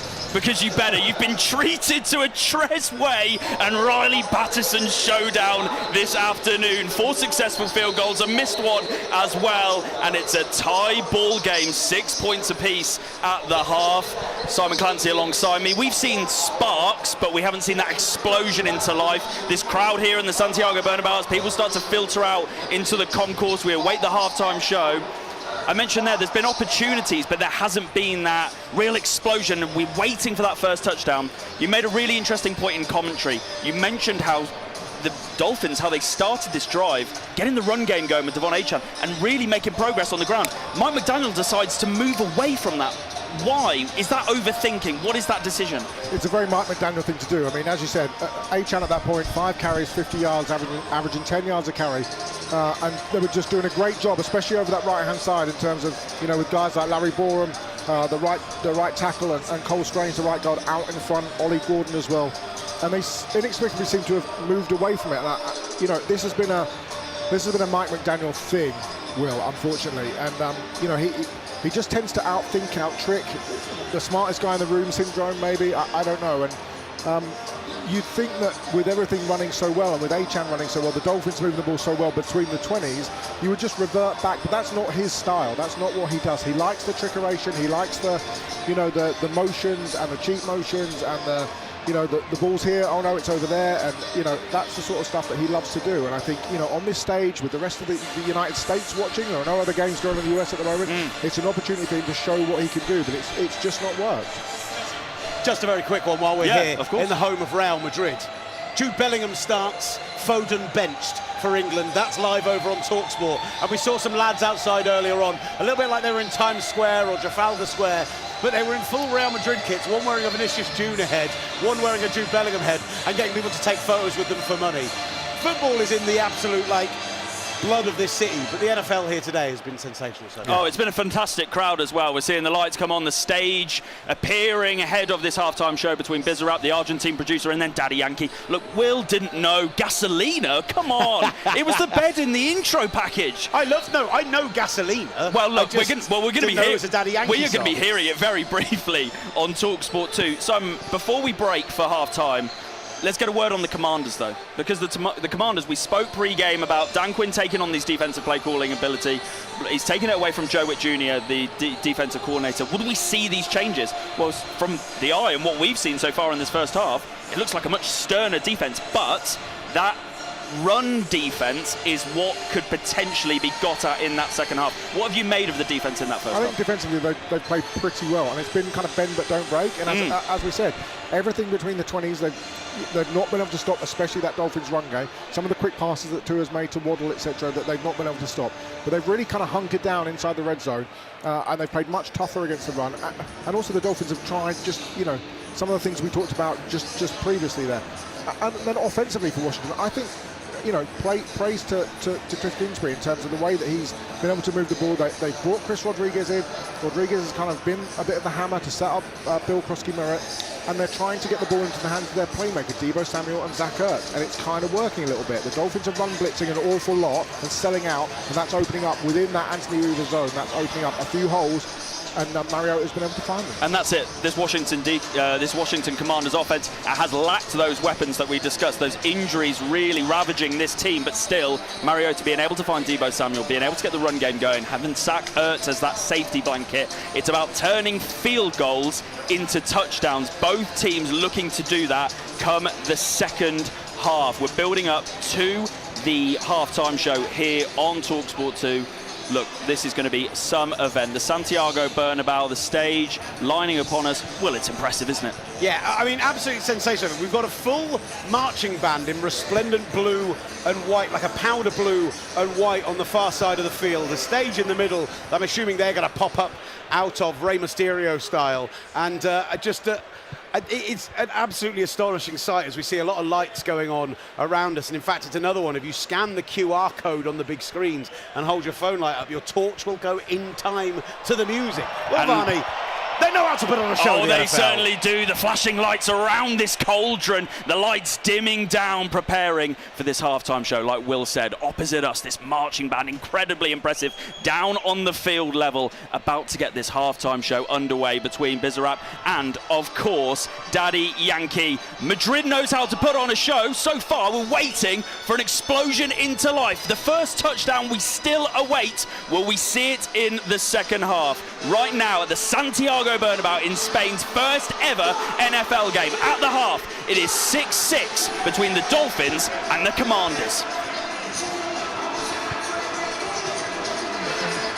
Cool stuff, man. Thank you.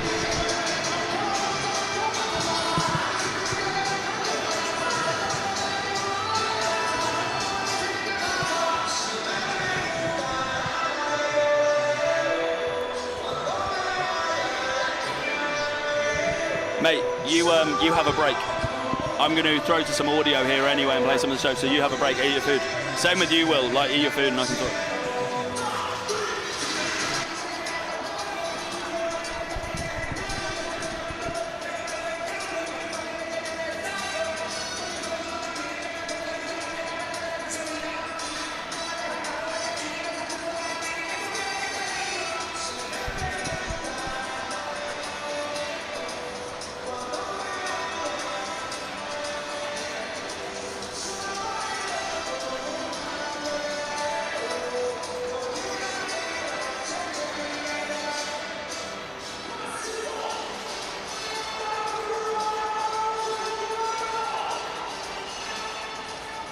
Yeah, come out dry, just cue me in and I'll do a bit of Atmos and then I'll throw to the audio.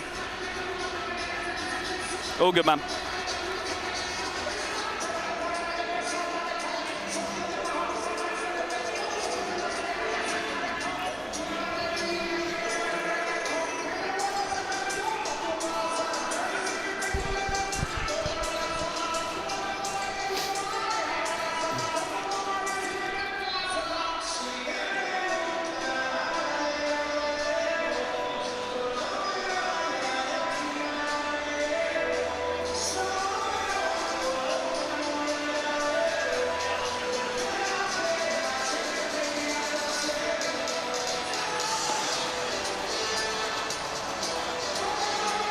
Yeah. So it should be about 3.5. Yeah, that's cool, man.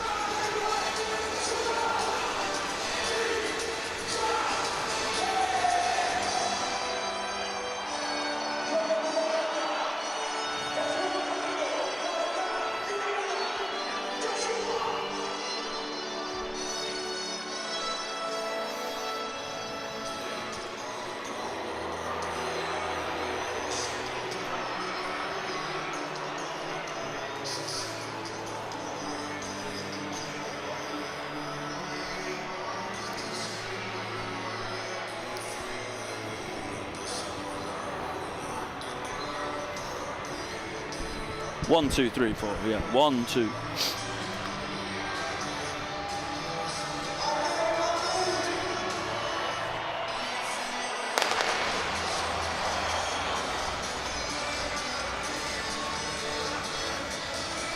All good, man.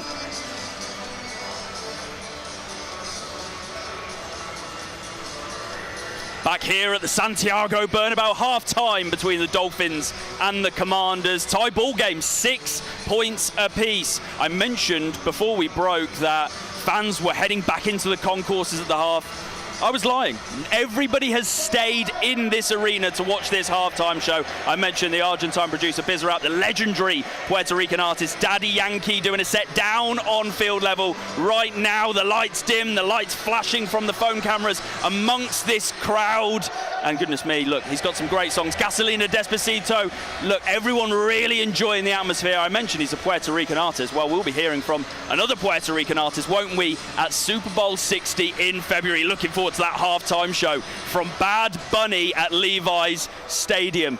But as we await the two teams coming back out for the second half, awaiting that spark, that first touchdown on Spanish soil in the NFL. Don't forget, straight after we are done here at the home of Real Madrid, we're going to have more live commentaries to bring you from 6. The Chargers taking on the Jaguars. It's a game which could have real playoff implications down the stretch. From 9:05, well, we're off to Glendale, Arizona. The Cardinals facing their divisional rival, the San Francisco 49ers. And then we're going to round it off with Sunday Night Football, and we bring you a proper NFC ding-dong, don't we? 2 teams in the hunt for the #1 seed. The Eagles, the Lions, that's going to come your way in the early hours of the morning from 1 a.m. as a big flag is released. The pyrotechnics going off here at the Santiago Bernabéu. The sparklers, the fireworks, all above this retractable roof.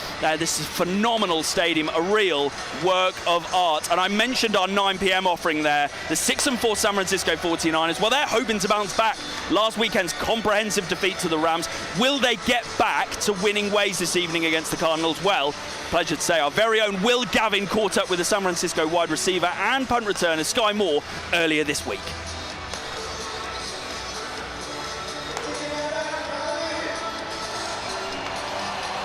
How long is it, sorry?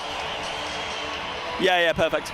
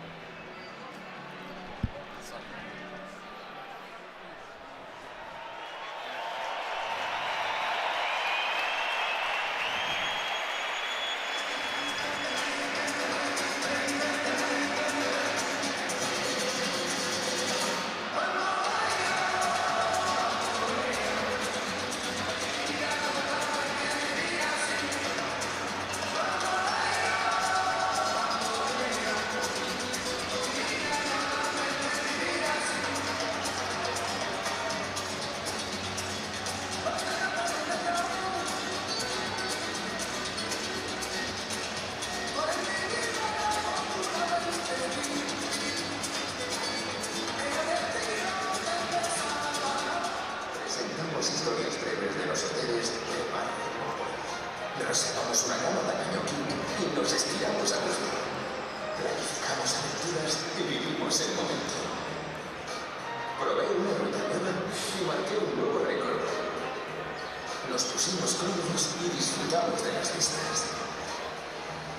Vive experiencias nuevas de más de 30 marcas en ruedas con Mario Convoy. Descubre más en madrid.com. What is uses to live at the heart of Europe and the Americas? Where art, history, culture, gastronomy created within all of its own. Dance the beat of the greatest lifestyle in the world.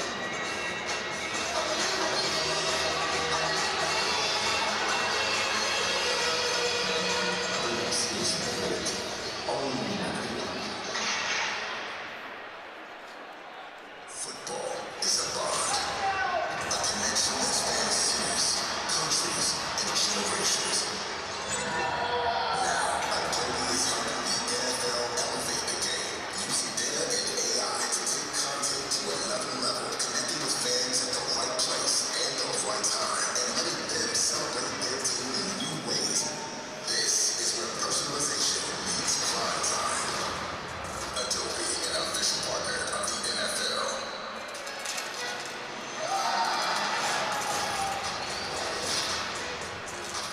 All good, man. Nah. I'm just going to throw back to Will and Simon. Nah, yeah, don't break before the start of the second half. I've changed my mind. Just text me how many breaks we've got left to get away before Hunter takes over. All right, mate. Oh, okay. All right, cool. Am I able to just move that set? Right, stand by, guys. I'll put your mics live.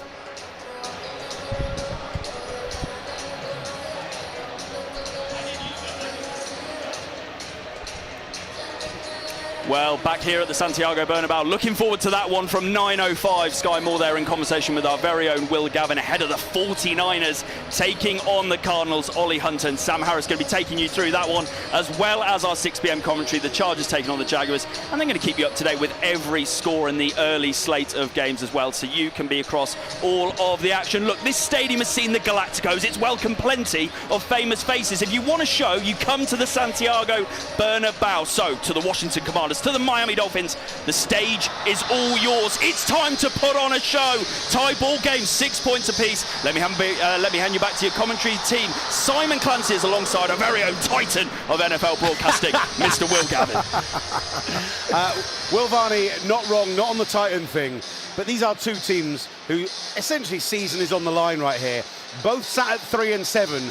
Can we please stop scoring 3 points and start scoring 7, ladies and gents? Because every drive so far has had promise, barring the 1-3 and out for the Dolphins. 6 drives in this game, 4 field goals, a missed 51-yarder, and that 1 punt in the game so far. We've seen some flair, we've seen some excitement, we've seen some big penalties.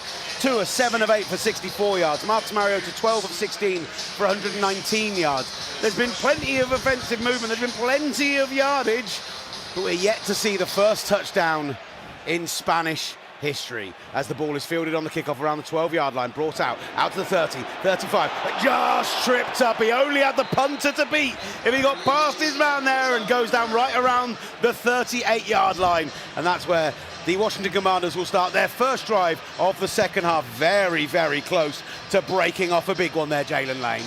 Somebody, and I can't see who it was, saved a touchdown there by essentially diving at the feet of the return man. A line drive kick that was taken at the 10.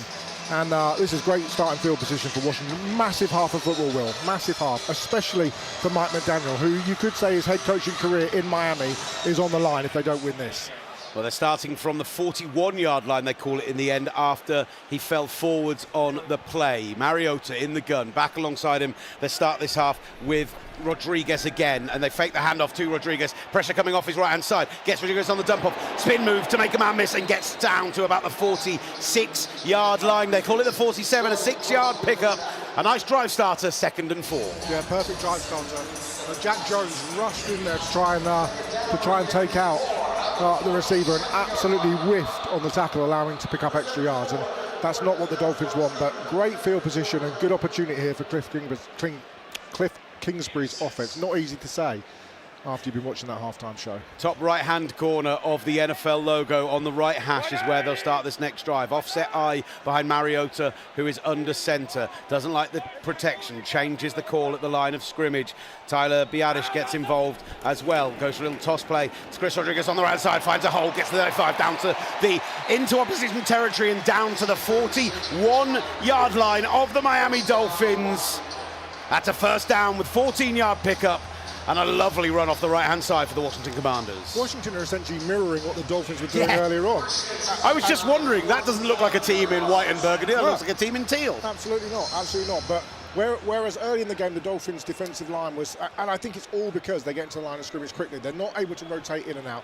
The Dolphins are just gassed at this point. I know they've just had half time, but that defensive line is getting worn down quickly.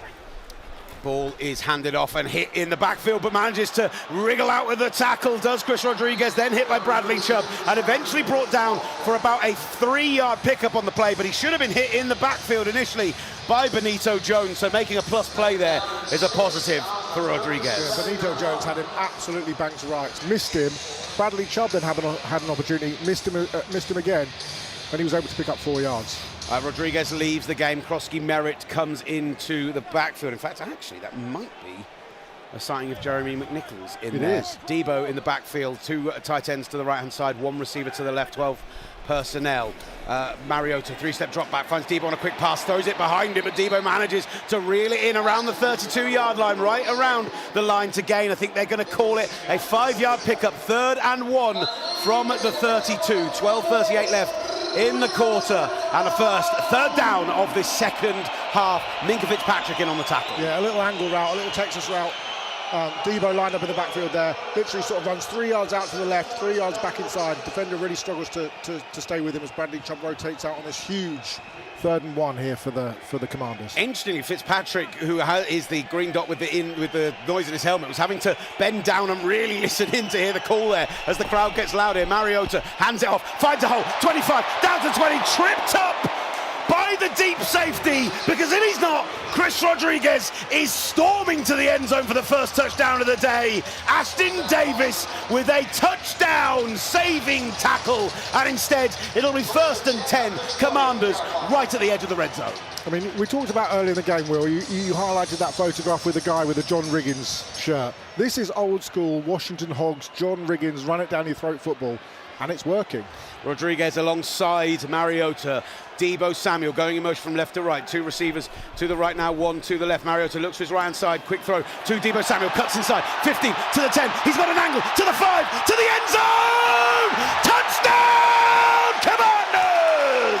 A 20-yard across the formation run for Debo Samuel on the quick pass, and we have a first ever touchdown on Spanish soil, and it goes to Washington. We talked about Cliff Kingsbury and the job he's done. Outstanding screen. They ran a very similar play earlier on, and he gets Debo out in space behind 2 pulling guards. He's got Chris Paul in front of him as well, and Debo just able to take the angle, get to the goal line, and use his strength to get over. Outstanding play call by Cliff Kingsbury, perfectly set up by Washington, and they take the lead in this game. I think it's KJ Britt hits him about 2 yards from the end zone, and he manages to roll over the top of him. It's just a brilliant angle, brilliantly played across, and the Dolphins just not fast enough to close it. Blocked perfectly. The extra point is up and the kick is good. Matt Gay adding the extra point and giving us our first ever touchdown here in the Bernabéu. Our first ever touchdown on Spanish soil in our final international game of the season. The Washington Commanders lead the Miami Dolphins 13-6 live here on TalkSport 2.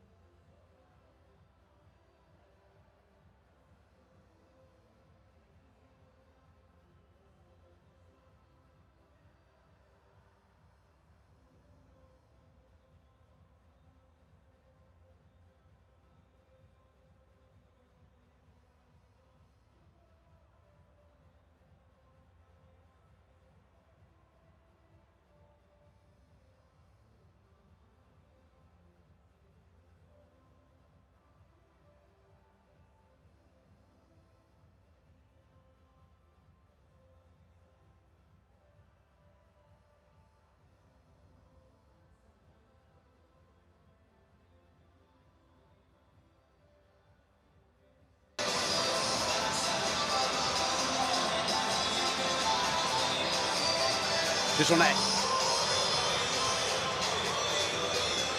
Back with NFL Live on TalkSport 2. 11:24 left in the third quarter, and the second half opens up with a long touchdown drive for the Washington Commanders. In fact, they started from a good field position from the 41 after that kick return. So actually only a 59-yard touchdown drive executed in 3 minutes 36, and Deebo Samuel on the 20-yard crosser gets into the end zone and gives us 6 for the first time in España. I'm Will Gavin, Simon Clancy alongside me, the first of a quadruple header of NFL action for you on TalkSport 2 this evening. Lots of big games coming up later. I mean, I'd say if this wasn't a tighter game, we'd talk about how good that Eagles-Lions is later tonight. But I might have to be listening to that one on TalkSport 2. I'm not sure I can stay out, boys. I'm not going to lie. You got to that. A quadder. Touchback on the kickoff, goes out the back of the end zone. Both Dolphins backmen choosing to leave it, and they will come out and start this drive from the 35. Just going back to that touchdown, Will, that was just beautifully drawn up as Deebo Samuel gives it the 6-7. We were in a bar last night talking about, do we introduce 6-7 to the broadcast somehow and prove what old white men we are, and then Deebo Samuel just does it on the field. What have you done, Deebo? Beautiful. What have you done? But the offensive linemen in the meeting this week, they'll be laughing at each other. They'll be, the coach will be high-fiving them, because it couldn't have been carried out any better than it was. They break the huddle and rush to the line of scrimmage here. The Dolphins, Tua under centre, fakes the handoff, quick throw, out to the 50, bounces down the outside, down to the 45, out to the 40, huge pickup down to the 35-yard line. Jalen Waddle flipping the field for the Miami Dolphins with a 30-yard catch and run, and that'll be a first down in Washington territory. That's the way to start a drive, Simon. Absolutely, great throw, perfect Tua timing, in breaking route at about 15, 17 yards, a perfect kind of Jalen Waddle route put on him absolutely perfectly by Tua Tagovailoa, and Waddle able to break a couple of tackles and almost broke it for the touchdown. That's a great throw. That's a great drive starter for the Dolphins, and they absolutely needed that. A lot of opportunity to bring him down there. A lot of men had a chance. Darius Rush, one of them. Jeremy Reeves there as well, but he gets all the way to the 35 and flips the field. Tua fakes a handoff, throws it to the left-hand side, out to 30, down to 25. Another first down for the Miami Dolphins. Catch and run for Julian Hill, and a little bit of afters as well, right at the 20-yard line, as Hill pops up out of the crowd, thumping his chest and trying to get the crowd going in Madrid. A big tight end, an undrafted free agent, just leaked out of the backfield as Tua rolls out, and he's essentially known for his blocking, but when they do get him in space, he can move. He showed in college that he can move, and that's what the Dolphins did there. They don't use their tight ends very much, especially given Mike McDaniel loved his tight ends in San Francisco with your guy George Kittle, but that was an excellent play and a big first down pickup. Sam Restore makes the tackle in the end. Now this time Tua in the pistol with a man behind him, Devon Achane, centrally Washington from right to left on the formation, hands it off to Achane, who is wrapped up right around the line of scrimmage. Big tackle by a big defensive lineman. I think that is possibly Johnny Newton in on it. No, Eddie Goldman. Oh, he is a big defensive lineman. Absolute unit. And that'll be a 2nd and 10 from the 20. I've kind of got a rhetorical question here, Will. Why has Mike McDaniel moved away from outside zone when he's running the ball? It makes no sense to me whatsoever. They would... 50 yards Achane had on exactly the same play at 10 yards to carry. Outside right, 5 for 47. Inside left, 3 for 6. That is the stats from Next Gen on those carries today. And yet they fake an inside handoff, go for a little quick screen to Greg Dulcich. Flag in on the play. That was offside, I think, offside. If this is offside against the defence, that's a nice 5 yards that the Dolphins will enjoy picking up for that. Defense number 99. There was a lot of flash before that play again. I thought maybe we were in for another illegal formation. There was a lot of trickeration there. So Javon Kinlaw jumping early. Mike McDaniel loves that eye candy, though, Will. We know that. That's what he's famous for, and certainly when this Dolphins offense was really clicking a couple of seasons ago, it was the talk of the NFL, and he's stuck with it. Number 64 has reported as an eligible. But there are times where you'd like to see him go back to the run game as Sean Smith introduces Daniel Brunskill as a 6th offensive lineman eligible. The backup centre comes in at essentially tight end on the end of the line. They go really heavy line to the right side with Alec Ingold in there as well. Single up back behind Tua Tagovailoa. Now he sends a tight end Julian Hill in motion. It goes to the up back. Ollie Gordon cuts to the outside, back to the inside, down to about the 7-yard line. Most importantly, picks up the first down with an 8-yard scamper, and it'll be 1st and goal. They'll mark it just inside the 8. Outstanding job there by Patrick Paul and Aaron Brewer, the left tackle and the centre. I think you and I could have run through a hole as big as that that Ollie Gordon just saw there. That was a great job by the centre and by the left-hand side of the Dolphins' offensive line, clearing that out for Gordon, for the rookie to come I also behind. might back myself to beat Bobby Wagner in a footwear race at this point, but I don't mean it. Right, Tua in the pistol with Achan now back in. Oh no, he's Ollie Gordon, sorry, back in behind him. Heavy line to the left, where they do send Alec Ingold from left to right, and they're going to run it off that left-hand side. Gordon takes a step inside, picks up maybe 3 on the play, gets inside the 5, down to the 4, and that'll be a second and goal, 4-yard pickup on first down. And again, this time they pull the guys from the left side, so from the right side. The right guard, the right tackle, Borum and Strange pull across to allow Ollie Gordon, who's the equivalent of Chris Rodriguez, the Dolphins hammer, in behind there. So 2nd and 4 now, right inside the 4-yard line. They do pull Ollie Gordon out of the game, however, on 2nd and 4, 2nd and goal, from the 4, and Devon Achan comes back into the game. They split 2 receivers out to the right-hand side. Washington showing man with 5 down linemen on the inside. Achan, sole man in the backfield. Ingold does come in motion, and they toss it to Achan. Achan right up the middle, gets maybe 2 on the play, and that's going to be a 3rd and goal from the 2. Absolutely swamped by Jacob Martin, by Bobby Wagner, and about half the Washington Commanders defense. And then Jeremy Reeves came in and finished it off. I don't understand, Will, why you've got the big hammer, the 225-pound Ollie Gordon, and you take him out, and then you run the 180-pound scat back through the A-gap. That makes no sense to me, and it's made no sense to me throughout the season, but here we are. How dare you question Mike McDaniel? How dare I? 3rd and goal then, huge down for the Miami Dolphins season. Tua Tagovailoa breaks the huddle. Alec Ingold on the offset. Ollie Gordon in the backfield. Sends a man in motion, Julian Hill from right to left, hands it off to Gordon. Gordon wrapped up by Frankie Louvu. Gordon brought down to the line of scrimmage, and on 3rd and goal, the Commanders once more in the red zone shut down the Miami Dolphins. Brilliantly played by Louvu. I mean, he essentially stands up his guy and then forces Ollie Gordon back outside, and when he's doing that, that allows people to corral in behind him. I suspect the Dolphins will go for it here, and Tua staying on the field, but Frankie Louvu absolutely made that play. Huge celebrations from the Washington Commanders fans in the stadium. Frankie Louvu walks off, strutting his stuff, and on 4th and 2, they will go for it. Tua Tagovailoa gets under centre. Achan in the backfield, 2 receivers left, 2 receivers right. Will they snap it? Will they go for the quick pass? It is a 3-step drop back. It is a quick pass over the middle. It's broken up by the future Hall of Famer, Bobby Wagner, at the 1-yard line, and the Miami Dolphins cannot find the end zone here in the Bernabéu. The Washington Commanders stand stout once more. The Dolphins had everything they wanted. They had Jalen Waddle lined up with Bobby Wagner, and Tua just panics. The pocket was fine, and it looked like he was. As we see Bobby Wagner, that is an unbelievable play by Bobby Wagner. Unbelievable pass breakup from Bobby Wagner. That we maligned in the first half have come up with back-to-back brilliant plays. But that is a critical mistake from Tua, because he had time in the pocket, and he bobbles the snap first of all, and then he tries to force it in to Jalen Waddle rather than allowing the plays to develop around him.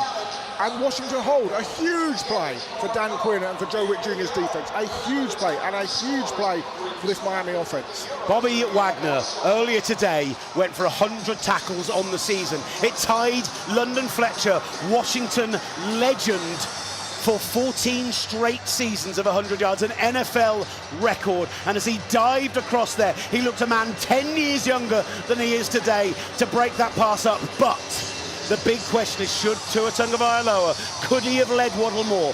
Could he have taken more time? Could he have thrown it? Waddle's got sensational hands and a big catch radius. He could have brought that in if he'd thrown it another yard or 2 to the left, and Wagner would not have managed to get a paw on it. And I think Tua is going to come away from that desperately wanting that play back. But let's take nothing away. That was a sensational play by a first ballot Hall of Famer. That was Legion of Boom stuff. That was back in Seattle with Richard Sherman and Earl Thomas and Byron Maxwell and Cam Chancellor. That was that kind of play. That was rolling back the years for Bobby Wagner. An outstanding play. And in the massive moments, you need your big players to step up for you, and that's exactly what just happened there. Right. Seeing on the big screens some action going on involving the fans here in the stadium, but the Commanders fans are having the ball. I have to say, I came into this game absolutely convinced with what the Dolphins do on offense that they would not. Cakewalk is strong, but we are talking about a Commanders team who have lost 4 straight games by 21 points or more. If they'd lost today by that score, it would have been an all-time, a post-Super Bowl, a post-merger NFL record. And yet, they are out here. They're standing up on defense. Dan Quinn apparently calling the plays made a difference. And the Dolphins that's now 3 trips to the red zone, and they've come away with 6 total points. Yeah, I mean... Oh, somebody just got engaged in the crowd. Oh. 2 Dolphins fans. It'd have been nice to have got engaged in the crowd after a touchdown. It's the best thing that's going to happen to them today. Frankly, it's the best thing that's happened to Dolphins fans today. It was a lovely moment. So now it's flipped again as we were on the last one. Can the Dolphins defense hold and force and get the ball back maybe at midfield, or can Washington run some time off the clock and potentially move into field goal range or better? 1st and 10 from the 2. Mariota under centre. Hands it off to the back. There is some flags on the play, and Chris Rodriguez bounces off a man, goes to the outside, tries to pick up a couple of extra yardage, but as called by the man alongside me. False start. To be fair, if you're going to false start, it's a 1-yard full start penalty. If you're going to full start anywhere on the field, that's probably where I'll take it. Bradley Chubb must have made a very significant reaction to what was clearly a very small false start. I'll buy myself that. Right, 1-yard line then. first and... They call it first. Danger's it's over moved here. Back a yard and they're calling it 1st and 12. Anyway, 6:06 left in the 3rd quarter. 13-6, the Commanders lead. Marcus Mariota, getting my Hawaii quarterbacks mixed up, is under centre with 1 back in behind him, hands it off, gets out past the line of scrimmage, maybe picks up a yard on the play. Chris Rodriguez, the hammer comes in and gives them just a little bit of breathing room, but it's going to be 2nd and 10 back at the original line of scrimmage just outside the 2. Yeah, the big Dolphins defensive players on the inside there really held their ground. Benito Jones, Jordan Phillips, Zeke Biggers, Kenneth Grant. For Cliff Kingsbury, for Dan Quinn, what you'll be saying into, before it cuts off the 15-second limit into Marcus Mariota's ear is, do not make a mistake. Do not turn the ball over here. Do not throw an interception. Very important now with 2nd and 11. Matthew Judon had to sprint off the field there. There was a very big risk of a 12 men, and I think he realised late he was being substituted, and I've not seen him move that fast, certainly since his Patriot days. Quick drop back. Marcus Mariota is under pressure in the end zone, throws it to the outside, some early contact there, and a penalty. Jack Jones, what on earth are you doing? Chris Moore, that ball is going out of bounds. Mike McDaniel sprints down, look at Mike McDaniel, they sprints down the sideline, remonstrating to the officials. There is no way that ball, you can see him on the TV screen now, there's no way that ball could have been caught. I mean, Mariota was in trouble being sacked in the end zone, gets rid of it, throws it out of bounds, and for some reason... It's absolutely the right call. It's absolutely, as Kenny bellowed off to our side, uncatchable ball, completely uncatchable. But man, did Jack Jones make a mistake even making that contact. Why is he doing that? Stupid. Why is he doing that? And that's historically been an issue with Jack Jones. Look at McDaniel here remonstrating on the replay to the officials. It's right down in the sideline in front of us. The Miami Dolphins in front of us. The Washington Commanders going from right to left in those white tops, burgundy pants, burgundy socks. And this is a 3rd and 11 from the 2. Big noise from the Dolphins fans here. This is exactly what they need after the 4th down turnover. Zach Ertz goes in motion. 2 receivers to the left. Heavy line on that left-hand side. Marcus Mariota, 3-step drop back, goes to his leak out, gets out to the 10, wrapped up there, but right around the line of gain. Has he managed to pick it up, Chris Rodriguez? I think they're going to give him a 1st down there. What are the Dolphins doing? That's far, far too soft. Just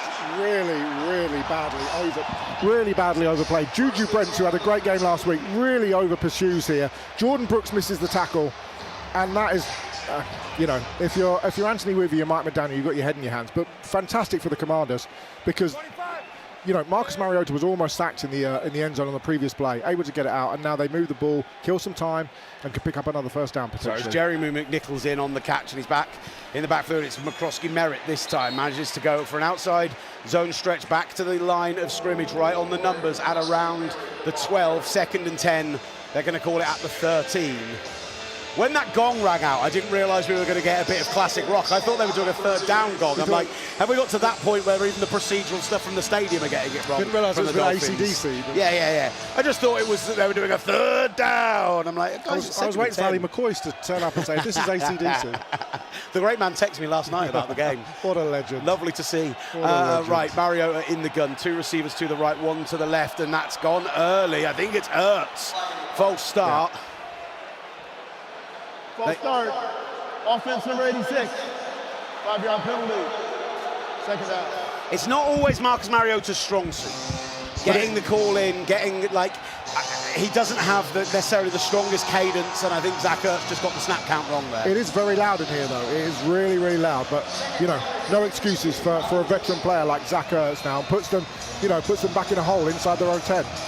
Simon's not wrong. I just took my headset off to hear how loud it was in here. And I can't hear you, and you're half a foot away from my ears. It is loud in here with Mariota in the gun. This is now 2nd and 15 with the ball on the 8. He's got an obstacle to area. He's sacked in the end zone. Wheels the ball away, but surely that's going to be a safety if they say that it's gone away. Surely in that situation, that's going to go down as an intentional grounding. He is wrapped up and wheeled around in the end zone, flings the ball out to the far side. Intentional grounding as the quarterback was out of the pocket. The ball made it back to the line of scrimmage.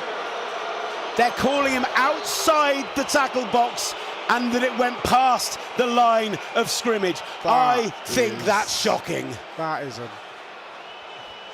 very questionable decision. Chop Robinson comes in, almost has him for the safety, and then just looking at the sideline here, because Mike McDaniel, Anthony Weaver's 5 yards onto Number 8 has to go out for a play as the trainers came on the field.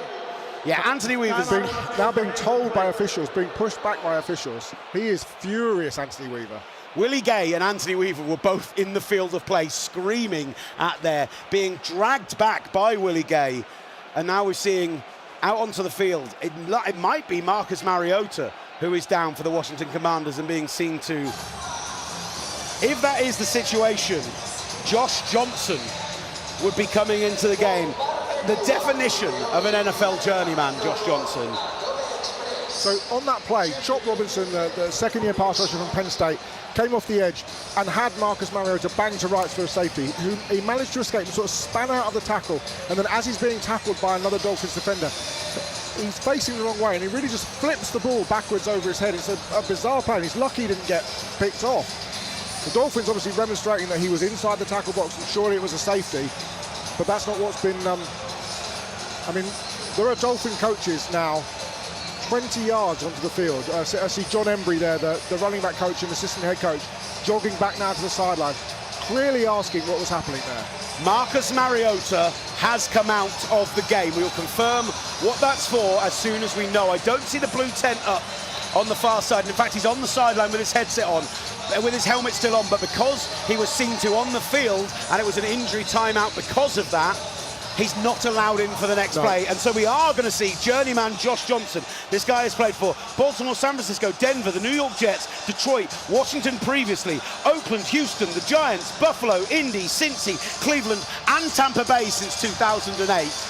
He came into an NFC Championship game after Brock Purdy went down against the Eagles and then got injured himself, which meant they had to play Christian McCaffrey as a wildcat quarterback.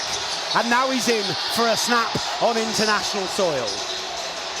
3rd and 15, ball at the 8. We're getting what looks like a hyper package up on the big screens for the Dolphins defense, because they need to get this crowd hyped. They need to get loud on this 3rd down. You've got a backup quarterback into the game, a backup for the backup. This is an opportunity to get a stop here, to get the ball back in good field position, down a touchdown with 3:36 left in the 3rd quarter, and go and get yourselves back into this game of football. Dolphins defense, what have you got for us? This is a huge play, especially given what happened on the last play, because the Dolphins are clearly furious that wasn't a safety, and obviously then getting the ball back, because that's what happens after a safety. So huge play here for Josh Johnson, huge play in the context of the Miami Dolphins season. It's 4 down linemen, and I'm pretty sure Tyrell Dodson is the man in the middle. It's 4 down linemen and 7 DBs on the field for this 3rd and 15. They're saying, go on, Josh Johnson, throw it. We dare you. He stomps his foot in the 3, hands the ball off. He's going to go for a little draw play up the middle, got to about the 15-yard line. They knew they weren't going for the 1st down there. They had some small hope that maybe Jeremy McNichols might break one off, but instead it's going to be a 4th and 11 from the 15-yard line, and a punt for the Washington Commanders. The first time today that Tressway gets some action that's not holding a field goal. It was the obvious play as well. You had Chubb and Chop Robinson lined up as wide 9, so very, very wide outside. with just the two defensive linemen, so that, you know, you don't want to put the pressure on Josh Johnson's shoulders. Hand it off, punt the ball, live for another down. Tressway is sat at the 1 yard line waiting for this ball, gets it, punts it away, left-footed, high spiralling punt, going to land right around the 40, and he's going to be brought out of 45. Absolutely ploughed to the ground, the returner there. In on the tackle for the Washington Commanders is a little bit of pushing and shoving breaks out there. Well, it is on the tackle was Kane Medrano, and we have just seen that Marcus Mariota is now in the blue tent. For the third down, he was on the sideline, helmet on, but now that they are off the field, he is in the blue tent, off to our far left, on the far sideline, Marcus Mariota. And so we'll keep you updated on that and see whether we're going to get some more Josh Johnson in this game of football. 13-6, the Commanders, an upset on the cards right now with 2:49 left in the third quarter. The Dolphins with great starting field position for the next drive here on TalkSport 2.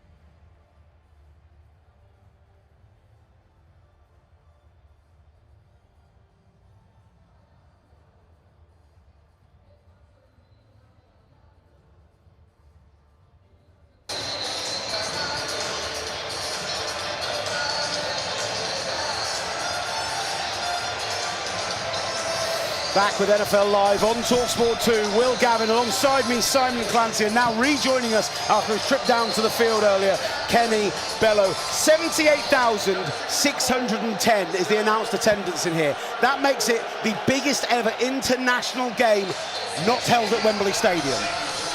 Nice. Wembley is the only place that's had bigger than this, and it beats Mexico City, adjusted the maths, by 183.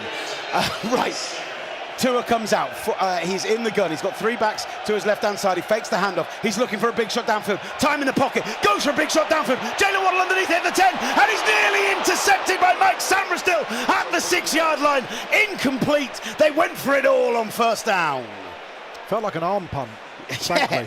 I mean, I don't understand the concept or what they're doing in terms of, it just felt like Tua had so much time in the pocket, I'm just going to try and throw it deep, and essentially ended up throwing it into double and almost triple coverage, and Mikey Sanders still goes up and almost brings it down. I mean, that hits Sanders in the numbers. That should be an interception. That should be his fourth of the season. That would have been a huge error for the Dolphins given their field position. Well, they're still there with 2nd and 10, 2:41 left in the third quarter. Ball at the 47-yard line. Tua in the gun, claps his hands, brings Achane back in line behind him after an initial motion. Now sends Achane out to the right. He goes for a quick running back screen to him on that side. Gets out to the 50-yard line, maybe the 51. They'll mark him down right there. 4-yard pickup. And it'll be a 3rd and 6 into Commanders territory. Marcus Mariota is out of the blue tent and is not going down to the locker room, so I think we'll see him back in the game. Still no outside zone. Well, he's got his cap on though. He's throwing the ball. He's putting the cap on, he's throwing the ball. I thought, like, we might see a helmet, Kenny. That was my thinking. Right, let's get this 3rd down and then we'll chat. Tua Tagovailoa in the gun, running back alongside him, 2 receivers right, 2 to the left. He brings Jalen Waddle in motion across the formation from right to left, and he takes a straight drop back. Instead, quick throw to Malik Washington, out on the right, spins, makes a man miss, down to the 38-yard line. He's hit by about 4 Washington Commanders in the end, but most importantly, He gets that first down with a 12-yard gain. Absolutely. The Redskins sent a double blitz, then a delayed blitz from the safety on the left side. Tua gets the ball out super quick, just over his head, completed, and he's just spinning all the way down the field off the different tacklers. A whirling gig just going round and round and round. Washington playing off coverage as well on the outside. Like the corner there was 10 yards off, so literally Malik Washington runs one step forwards, and on the slant, and they're able to pick up the first down. Ball at the 37, Tua now with her back in behind him, hands it off to Ollie Gordon off that left-hand side, goes to that stretch run, maybe picks up 3, 4, I think they're going to call it on the play. It'll be a 2nd and 6 from the 32. Just going back to that last play, when you send so much pressure, you have to play off coverage, and that's why the space was there in between them. It's a brave call again from the defense, but the Dolphins took advantage of it. Yeah, you don't want Jalen Waddle sidestepping you and then with no safety over the top. You're in big trouble. They're calling it 2nd and 5 just inside the 32-yard line. Washington showing 4 down lineman base defense. Tua Tagovailoa in what I think is the pistol with a back alongside him. Sends a man in motion in Greg Dulcich. Calls for the snap.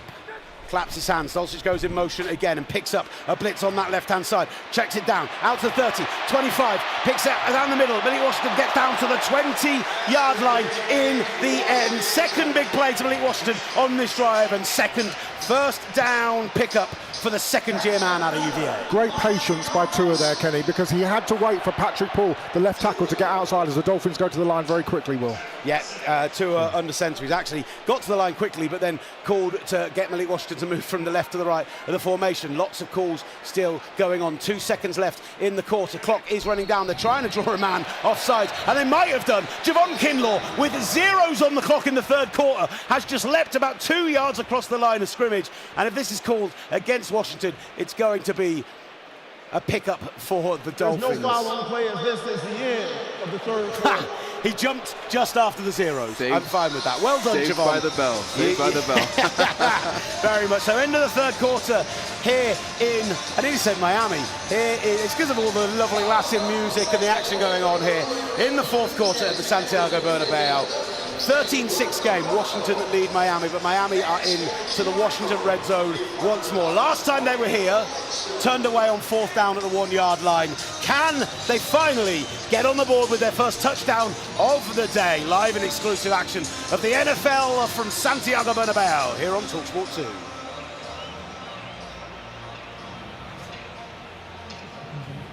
To say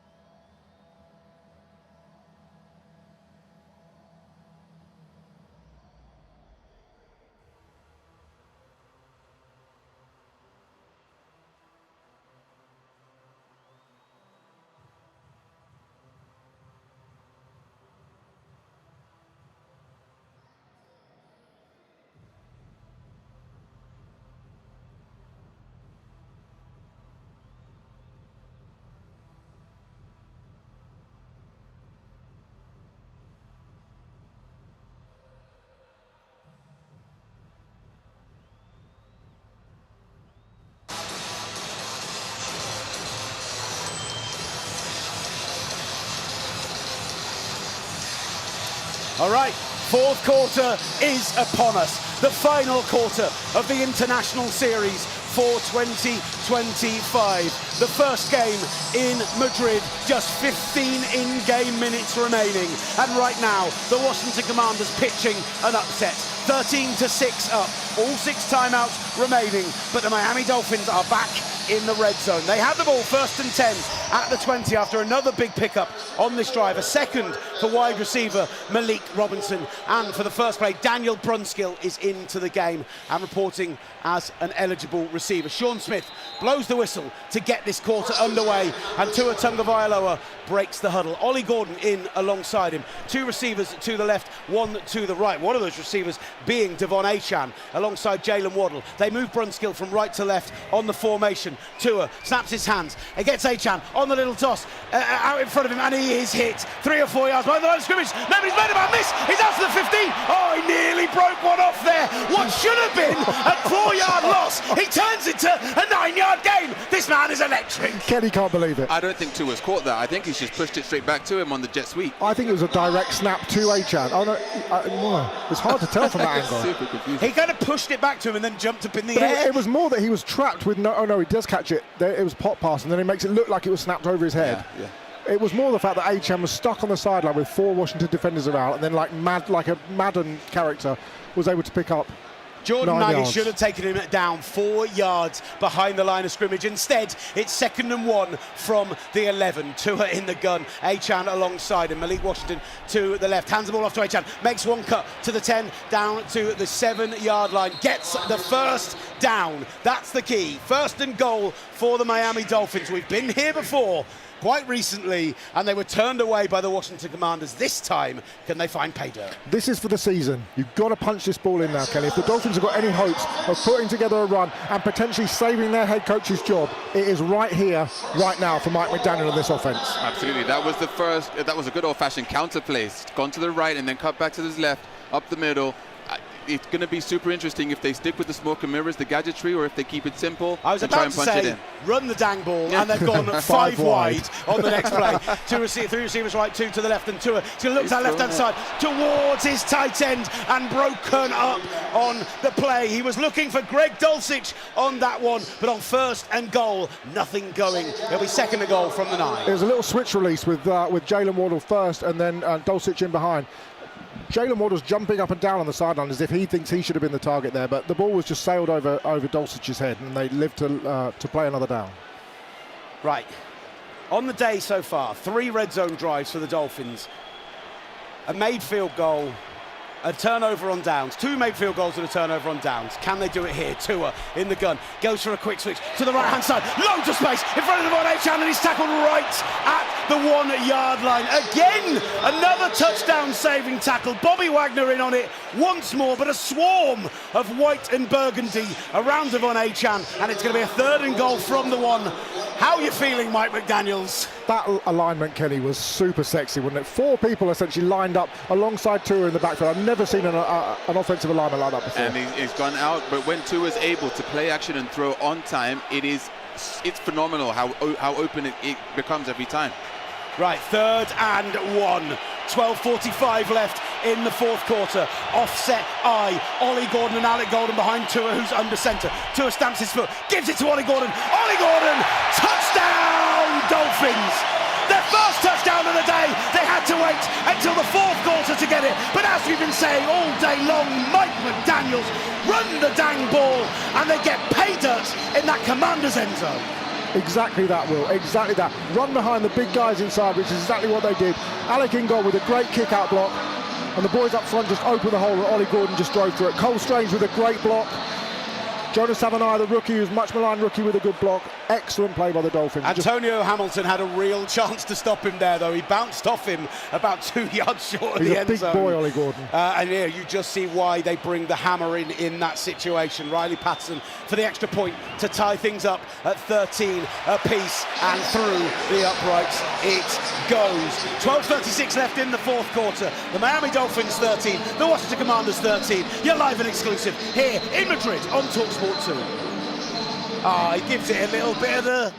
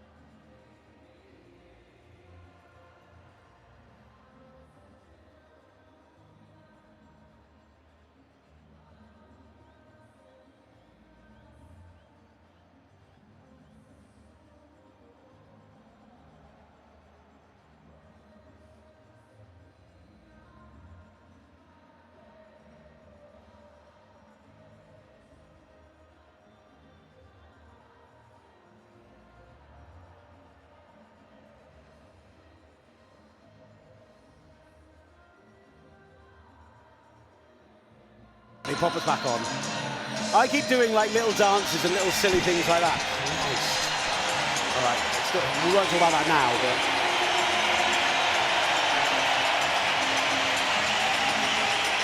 back with NFL Live on TalkSport 2, and listen to the noise going on as they do the fan cam around the stadium here in the fourth quarter. 12:36 remaining.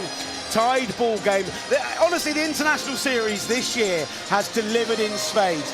Other than the Jaguars-Rams game, which whilst a blowout, you got to see a phenomenal Rams team who could be Super Bowl bound.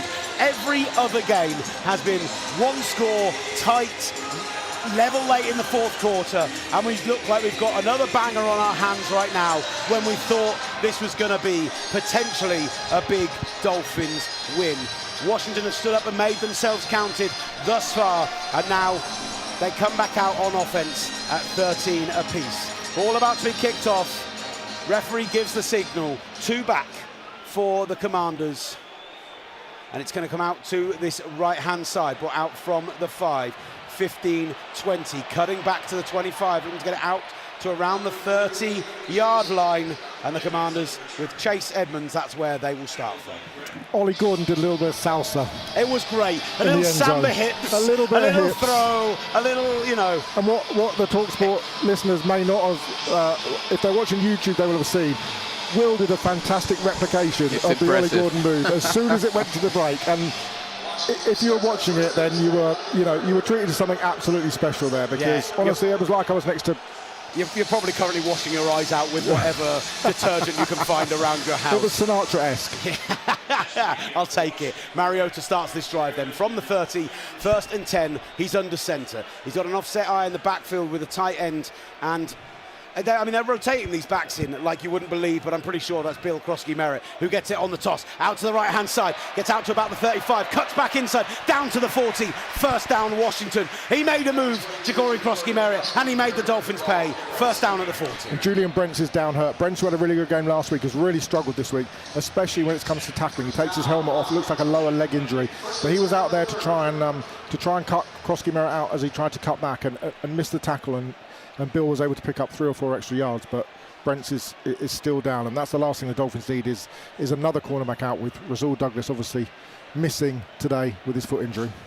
Absolutely great play from the Commanders. He had a wall of 4 or 5 blockers leading him up the sideline, and then he was able to cut back inside. A good job of bringing him down by the Dolphins defense, but hope the player's okay. The commissioner's in the house, by the way. He's on the far side from us, sat in a box chatting with, I'm pretty sure that's one of the presidents of Real Madrid. He has had, so many stamps in his passport this year. We saw him in Brazil when we were there. He came over to Ireland. He was in London for the games. He was in Berlin last week. We saw him at a... We went to a Packers soiree in London. Of course you did. Because now they're an international team. They were put it on for partners, etc. Our very own Ollie Hunter. Packers fan. Oh, I'm going to tell you a story in a minute, but we've got to take this snap first. It's a doozy. I bet it is. Mariota in the gun, hands the ball off, up the middle, in fact, bounces to the outside, one cut back upfield. Bill Krosky-Merritt, shifty as anything, but tackled behind the line of scrimmage, and that'll now be 3rd and long. Jason Marshall Jr. The rookie Jason Marshall, who's moved into the nickel, is an outside corner at Florida, is a nickel here at Miami. Krosky-Merritt saw daylight there, and that was a great tackle by Marshall Jr. If he doesn't bring him down, Krosky-Merritt might still be running. They give him 4 on the play, 2nd and 6, ball at the 44-yard line. This time they go 5 wide, empty backfield. Mariota in the gun. Shift on the line from the Dolphins. They had a man free, but it's going to be a screen to Deebo Samuels, and he is hit behind the line of scrimmage. Brilliant play from Jack Jones, blowing up that screen, and a loss of 3 on the play. It's going to be 3rd and long from the 41-yard line. Yeah, the Commanders put Chris Moore and Zach Ertz out, and Jack Jones just knifes through both of them and makes that play. That's a huge play. He read it so well. He was in the backfield before the ball got there almost. He read it so quickly, reacted brilliantly, and the technique to get through those 2 blockers, absolutely amazing. 3rd and long then from just inside the 40. 13 apiece. Mariota stomps his foot, one back alongside him, 2 receivers right, 2 receivers left. Fakes the handoff to Jerry McNichols. He's going to scramble out to the 40. He's got a blocker up from 45, 50. He has the first down, out to the 40, 35, 30, 31, 20, all the way down inside the 20-yard line. Marcus Mariota with his legs gets all the way down to the red zone. A sensational play on 3rd and long, and a pickup of over 40 yards. Unbelievable, Kenny. Marcus Mariota is a running threat, and that shades of old school Mariota there we've not seen him use his legs too much today, but he's taken off there for a massive gain on the play. It will not show up in the stat sheet, but Zach Ertz has an unbelievable block on Willie Gay. Willie Gay was going to tackle Marcus Mariota well short of the first down marker. Zach Ertz comes in and absolutely takes him out of the play. That's brilliant from the tight end. Won't show up on the stat sheet, but that's huge in the context of this game. They're going to call it the 16-yard line, so a 43-yard pickup in the end, and a nice pickup on first down, maybe 5 or 6 yards. Rumbling off the left-hand side of the line is Bill Krosky-Merritt, and they're going to have it 13 apiece inside 10 minutes, 2nd and 3 from the 9. You can always wager the play after a big running play from a QB is going to be a pass or a handoff of some description, a quick toss to the running back, because he's probably not breathing. I'm not sure I need that in my life ever again, please, Simon. Please and thank you. Right. I'm out of breath. Marcus Mariota is under centre. Ball is at the 9, 2nd and 3. 3 yards for the first down, 9 yards for the touchdown. Hand it off to Bill Merritt again. Bounces off the first tackler, picks up maybe a yard on the play. They're going to rule him down at the 8, and it's going to be a 3rd and 2 from there. It'll be huge for the Dolphins if they can stop them for a field goal here. I think. Are we talking 4 down territory, Kenny? Got to be 4 down territory. They're 1 yard short of the first, or 2 yards or so short of the first down. Got to be, because the game is so close. You need to score touchdowns at this point. I don't think field goals are going to cut it. And they're 3 and 7. You've got nothing to lose. 5-game losing You've got streak. nothing to lose. Well, let's see if that's how they play this one, with 2 tight ends lined up to the either side of the line. Heavy line at Marcus Mariota. It's going to be a direct snap, in fact, to Deebo Samuel. Samuel gets out right around the first down marker, down to the 5, and they're indicating to move the chains forward. A direct snap to the wide receiver, and that's going to be 1st and goal, Washington at the 5. Yeah, they moved Marcus Mariota out wide to the X.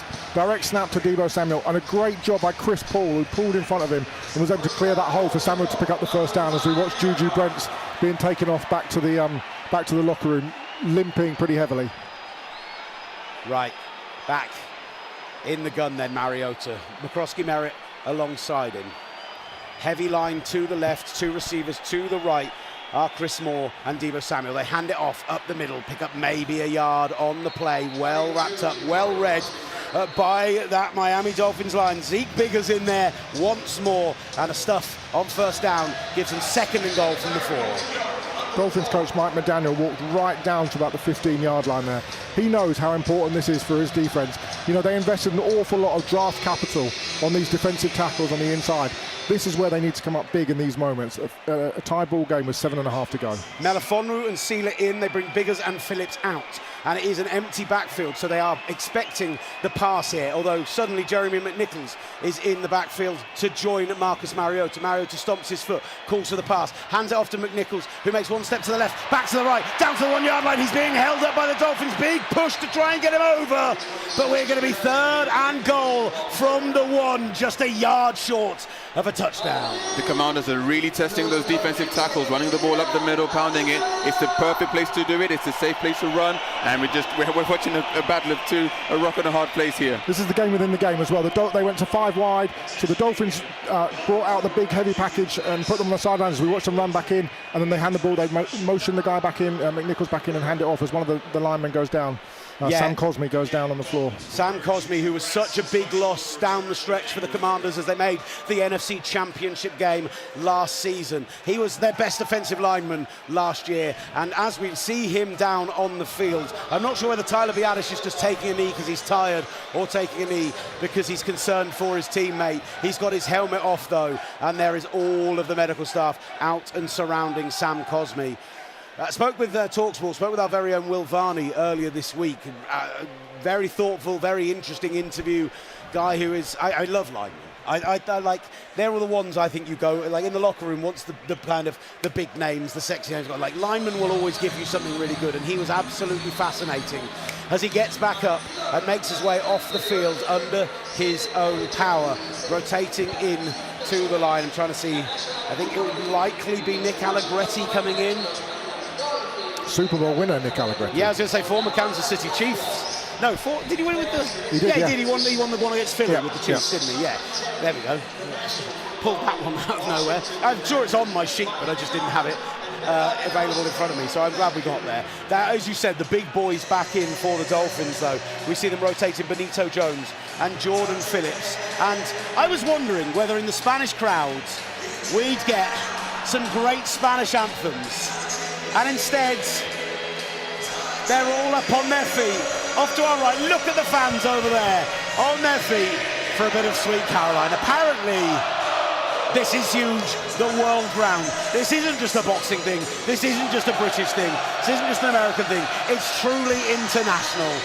As here in Spain, the crowd goes wild with the Birds. I think at this point, we have to think as of Sweet Caroline as an NFL anthem, because it goes everywhere we go. I'm surprised Country Roads hasn't been played yet, because that seems to be a mainland European anthem, so maybe we'll get that rolled out, although there is only, just under 7 to go. We got that in Berlin last week, so they treated us to it there. I'm sure Beautiful. They will here as well. Will Varney, I like that. Quick cut back to the chorus so we can get back on with the football, please. Will Varney just pointed out, I think it's Andrew Wiley has come into the game. So whether Josh Connolly is going to kick inside to guard, or whether Wiley, obviously the veteran, is going to come in and play inside, we'll have to wait and see. But certainly that is who it looks like. I would imagine he'll play guard, because you don't want to weaken two positions, essentially, given that Connolly has mainly been a tackle at Oregon as well. Yeah, Wiley comes out at the right guard position, Connolly playing outside of him. So there you go. So they break the huddle. Marcus Mariota under centre. In the backfield for the Dolphins is Jeremy McNichols, and he is hit at the 2-yard line. He can't even get a yard on the play, and on the 3rd and goal. We've seen a big stand at this end once already, and the Dolphins gonna make a stop of their own on the Washington Commanders. Marcus Mariota is looking to the sideline. Deebo Samuel is out there as well. There is a lot of consternation about whether you take the 3 with 6:30 remaining or you go from 4th and 1. They're going for it. Into the play comes Ertz. Into the play comes Deebo Samuel. It's going to be 4th and 2 at the 2. 4th and goal from the 2 as we see substitutions. Willie Gay and Jason Marshall come in on defense. Jordan Brooks there is 18th tackle of the game there. Unbelievable confusion in that Dolphins defense as they break their own huddle. Chris Rodriguez is in the backfield alongside Mariota, and I think that's going to be down. They're going to call a timeout. I think that was very, very close to a delay of game. The play clock was running perilously close to zeros, and in a game as tight as this, Washington having to use one of their incredibly valuable timeouts. So interestingly, the Dolphins defenders have come off the field, but they've come off inside the wrong side of the 10-yard line. So the refs waited for them to get back into the players' box, and that's added more time to the play clock.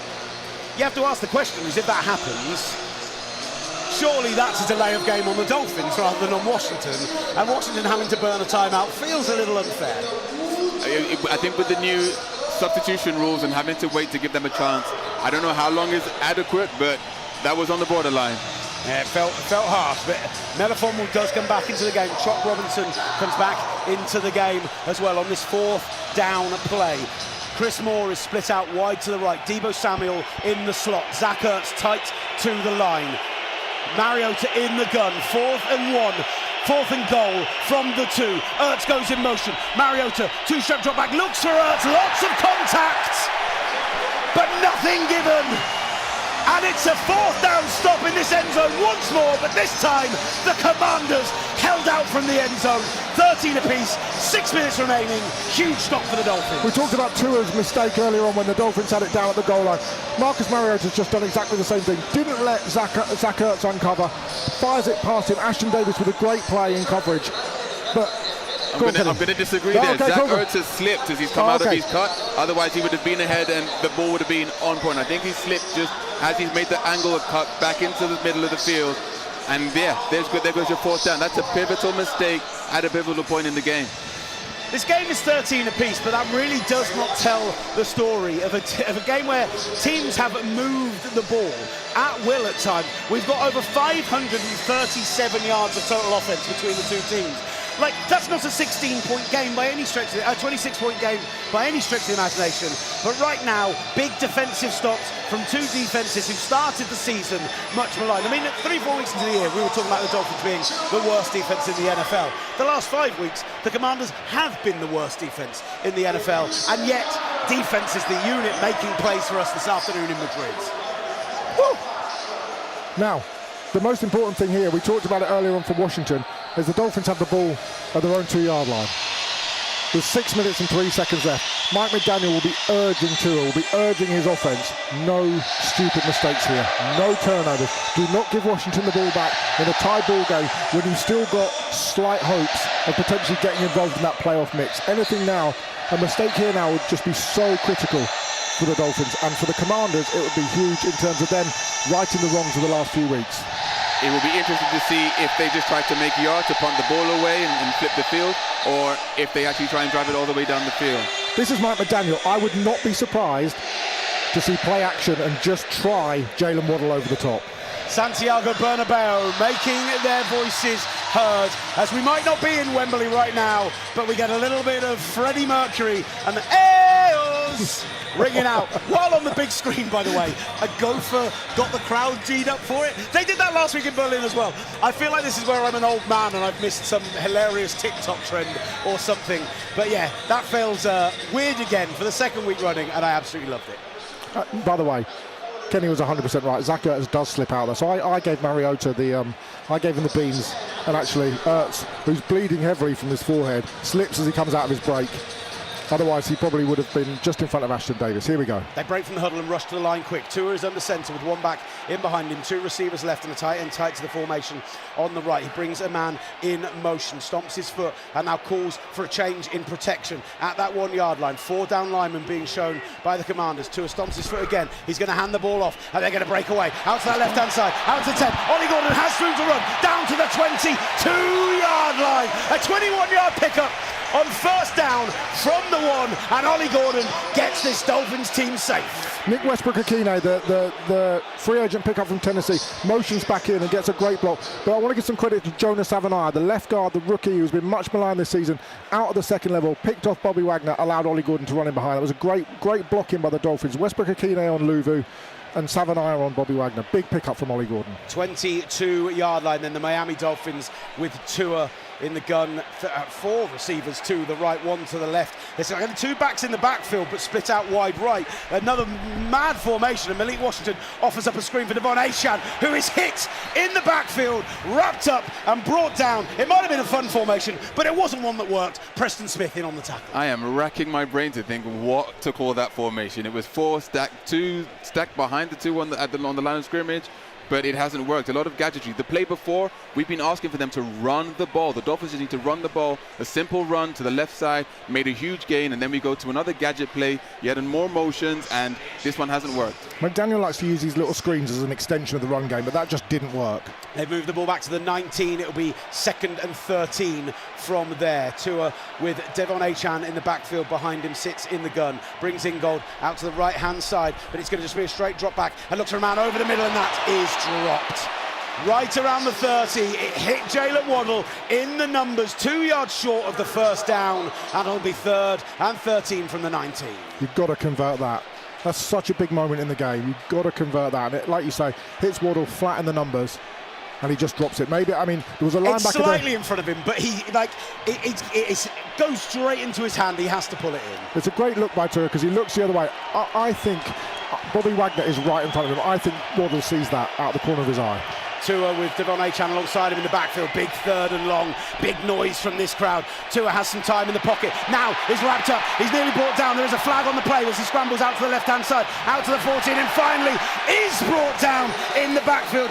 Nothing available downfield. And it's the Hall of Famer, Von Miller, who brings him down for an 8-yard loss. Holding. Offense number 55. That penalty decline is over players. And a holding penalty to boot. Tua has got to show more awareness there. He's being chased down, but he's almost running like he doesn't know anyone's chasing him. He has no idea that Von Miller's right behind him. Again, I joked about it with Bobby Wagner earlier. Von Miller is not the speedy, unbelievable, twitchy off the end line, but he's still a very good NFL player, and he is still chasing you down. You've got to have that awareness to throw that ball away. Instead, it's a huge loss, and they're forced to punt from their own 3. High arcing end over end punt. And it's fumbled. It's on the floor. It's on the floor. I think the Dolphins got it. I think that's in the arms of a Miami Dolphins player. In on it. It's number 21, Ashton Davis. He made the play on Zach Ertz at the end here, and now he's recovered the fumble on the muffed punt, and the Dolphins will get the ball back at the 40-yard line of the Washington Commanders. Huge swing in this game. Unbelievable. It's Mikey Sammerstill who fumbles the ball. It goes through his arms, hits him in the knees, and Ethan Bonner might have recovered that. The backup cornerback. Sammerstill looks up, ball hits him in the hands. Ashton Davis is there, but Ethan Bonner scoops the ball under his body, and I think he comes away with it. Absolutely sensational celebrations. The whole special team sprinted down to that left end zone from our purview in front of the fans, and it was indeed Ethan Bonner who was surrounded by practically the whole 53. It was signs of Jonathan Taylor last week after his hat-trick touchdown. Zach Sealer was out of the field, the defensive tackle, doing the same dance that Ollie Gordon was after the touchdown. Fantastic scenes. I wish he'd done the Macarena. I wish he'd done the Macarena too. 300-pound man doing the Macarena. Don't do the Macarena one. Why? Yeah, there's Country Roads. We got it. 4:11 left in the fourth quarter. There, you only have to wait 2 in-game minutes for it, buddy. Their returner just never looked comfortable on that return. The ball was punted maybe a bit shorter than he was expecting, but he was always chasing forward. There were bodies in front. Sometimes it's better just to leave it, let it bounce, let it go out of bounds. It's the style of the punt, that end over end. It's always more difficult to catch than a spiral punt, right? And he's about a yard short of where he needs to be, and so he has to lean out, and it just goes through his arms, hits him in the knees, and you're done, mate. But he also makes the decision to field it, and he does so with Ashton Davis, the gunner, who's got up on top of his man and is right there in front of him. And I think Sanderstill just glances up a split second, Kenny, before the ball hits his hands. He takes his eye off the ball, hits his hands, and is fumbled, and Bonner's able to fall on top of it. A huge play for this game, a huge play for this Miami Dolphins team. Yeah, it's always that same fundamental, even at this elite level. The little things, keep your eyes on the ball till you have it secure, and just that split second peek away from it causes havoc. So now the defense have to come back on the field, and will they make another stand? This is going to be still 13-13. What is going on? So the Dolphins are literally 7 yards out of Riley Patterson field goal range with 4:11 to go. So, you know, it's a big decision now for Mike Daniel, because this is now where you want to say to Mike McDaniel, run the ball now, no matter what. At this point, run the ball, chew up the clock, run the ball, at worst position yourself for a Riley Patterson field goal to win it. As you say that, Simon, Mike McDaniel is literally walking up and down the sideline, scratching his head, and it's so, I want to believe that he knows exactly what he wants to do, but I wonder if he's overcomplicating. He's fighting the inner demons, Kenny. He wants to throw it. He's fighting those demons. He wants some sort of trickeration, some big passing touchdown. But do you need it? Do you need it, or is it just better to just do what's been working? The Commanders have outgained the Dolphins. They've had more time of possession. They've had 20 first downs to the Dolphins 14. They've outsacked them. They've had more tackles for loss, and yet they find themselves at 13 apiece with the Dolphins 4:11 remaining with the ball, 1st and 10 at the 42. Tua with a single back in behind him in Ollie Gordon gets the ball and hands it to Gordon. He goes for it up the middle, and Backer coming off that left-hand side brings him down in the backfield. It's Noah Igbogany, and that'll be a short game, maybe even a loss of a yard. They're going to call it 1 yard out to the 39-yard, out to the 41-yard. 2nd and 9 from there. Igbogany, of course, the former Miami Dolphin, picked in the first round in that 2020 draft, in which they selected, of course, Tua Tagovailoa. There you go. Sure, he'd been desperate to have hit his draft mate at some point in this game. Instead, he just has to settle for trying to bring down Ollie Gordon. not an easy task for any man. Right, Devon Achan is back in, 2 receivers left, 2 receivers to the right. Ollie Gordon now joins him in the backfield and actually goes out to the right-hand side. Achan off the left, out to the 35, down to the 30, finally brought down just inside the 30-yard line. It's a first down, Miami. It's a 12-yard pickup, and at the 29-yard line, 1st and 10, 3:18, clock is running. That motion by Ollie Gordon, Kenny, essentially moves the linebacker slightly across because he has to follow that motion, and then Achan runs into the hole behind him. It's a really well-designed play by Mike McDaniel. Absolutely, and maybe we have to lay off Mike McDaniel and his play call a bit, because it seems to be working. It's worked there, the motions. It's for the defense consistency, across Kenny, the, I think. Exactly, but I think it's high risk, high reward. No, if you keep trying things, then it should open. One of them should open up for you. Inside 3 minutes, play clock under 10, 2:50 remaining, clock is running. Tua is under centre, Devon Achan in behind him, 2 receivers to the right, and now Malik Washington goes from left to right. He goes to Achan again, makes a step to the outside, makes a man miss, gets down inside the 25, wrapped up right around the 24-yard line, a 5-yard gain on first down, and well, the clock keeps running, 2nd and 5 at the 24, 2:30 remaining. And the Dolphins don't have to call a play now. Oh, there's been a I think Washington. Timeout. So Washington. I thought Washington had taken a timeout. They're going to have to reset the clock. Please reset the game clock for 2 minutes and 34 seconds. There you go. I thought it was more than that even. I thought it was closer to 2:40. But Washington do elect to take that timeout. It'll be 2nd and 5 at the 24. 13 apiece. This is the game, and Washington desperate to make sure they get the ball back, even if they can stop them for just a field goal here. The offense did a really good job there because as much as I've criticised the operational issues, Tua did a great job of getting everybody lined up with about 12 seconds to go. They were able to do their motions within time, and he allowed the play clock to run down to 2 seconds before he snapped the ball. Sometimes they get to the line, they're running motions at 6, 5, 4, tick, tick, tick, tick, tick, and they just can't do it. There, it was perfectly done, Kenny. 24-yard line. 2:34 remaining, 2nd and 5, 13 apiece. Tua in the gun alongside him, Devon Achan. Malik Washington goes in motion from left to right. 1 receiver left to the right, goes to Achan, out to the outside, Touchdown. 20, 15, 10, and goes out of bound at the 6. Too early, buddy. Too early on that one, mate. Goes out of bound at the 6. Jonathan Jones in on the tackle, but it did open up from him, and maybe another cut inside, and he would have seen the end zone. Whichever receiver that is on the outside, if they could hold their block for a beat longer, Jonathan Jones does a great job of fighting off Jalen Waddle to stop a touchdown. Absolute textbook shedding of a block to go and push Archain out of bounds. And obviously Jalen Waddle got called for that hold early in the first quarter after that long run. Probably didn't want to get involved in that same situation. Achan up to 93 yards on the day, 6.2 yards per carry, and him and Ollie Gordon are both in the backfield as wings either side of Tua Tagovailoa. Sends a man in motion, gives it to Achan, little stutter right around the 6, gets maybe to the 5, picks up a yard on the play. It's going to be 2nd and goal from the 5, and Washington will use their 3rd timeout with 2:24 remaining. The one thing I will say, I would love to know what percentage of offensive plays from the Dolphins they've used the motion, because over the course of the game, it definitely does put stress on the defense, having to adjust and react and be alert for any motions, any threats coming from the outside as we go through. I would say it was almost certainly in the 90%, even if it's the fullback just like motioning 3 or 4 yards to one side. They motion almost exclusively. Achan going out of bounds has essentially given them an extra timeout here, right? Because they take that timeout, still 2:24, still the 2-minute warning as well. Essentially, I suspect the Dolphins run it here and get it down to the 2-minute warning if they don't find the end zone. But either way, if you score a touchdown here, Washington are likely to have a minute 30 plus left on the clock, which, I mean, they might not be the highest powered offense in the NFL, but every offense has got a 2-minute drill. Right, Tua Tagovailoa in the backfield, Devon Achan alongside him, 3 receivers to the right, Waddle to his left, sends a man in motion from right to left, pitches it out to Achan, stutter, inside, makes a man miss, it's down to the 1-yard line, and he is just a yard short. It's inches from the end zone, Devon Achan, as he's brought down by Maggie, and that will be a 3rd and goal from inside the 1 as we tick down 5, 4, 3, 2, 1. 2-minute warning, and maybe for the Dolphins, that's the best thing that could have happened. Speaking of inches, the gaps that he's fitting through are almost not there. He's so quick through the gaps in between all the defenders, and he must be about 6 inches away from the end zone there. That was all Devon Achan as well, wasn't it? Yeah. Absolutely, because it was a weird sort of play the way it developed. Tua catching it, pitching it, and it looked like he was going to get stuffed, and then he just found a couple of windows to slide through and get right down to the half-inch line. 13-13 game, ball at the half-inch line, and we go back live to Spain up next here on TalkSport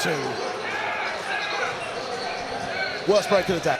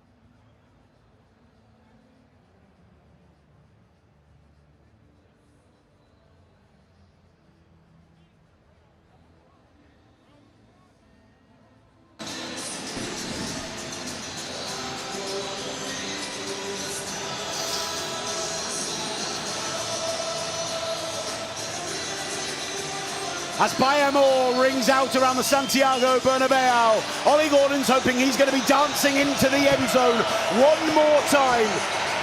As Devon Achan and himself both in on this play.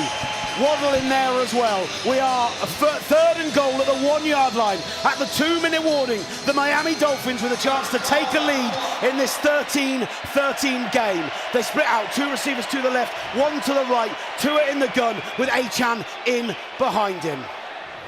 Man in motion goes from left to right. Tua takes the snap, gives it to Achan. Achan is wrapped up at the 1. He's held up again. The Commanders have stopped them. What's more, these goal line stands have been absolutely unbelievable. And one more time, this time Javon Kinlaw stops them getting to the end zone. And Tua staying on the field. They're going to. Well, more importantly, Devon Achan is down. Kinlaw in on that, Bobby Wagner in on that as well. Kinlaw does a brilliant job shedding his block and getting to Achan. Wagner helps as well, but as Achan goes to ground, his leg folds in underneath him and he stays down on the field. This is huge now, right? 4th and 1.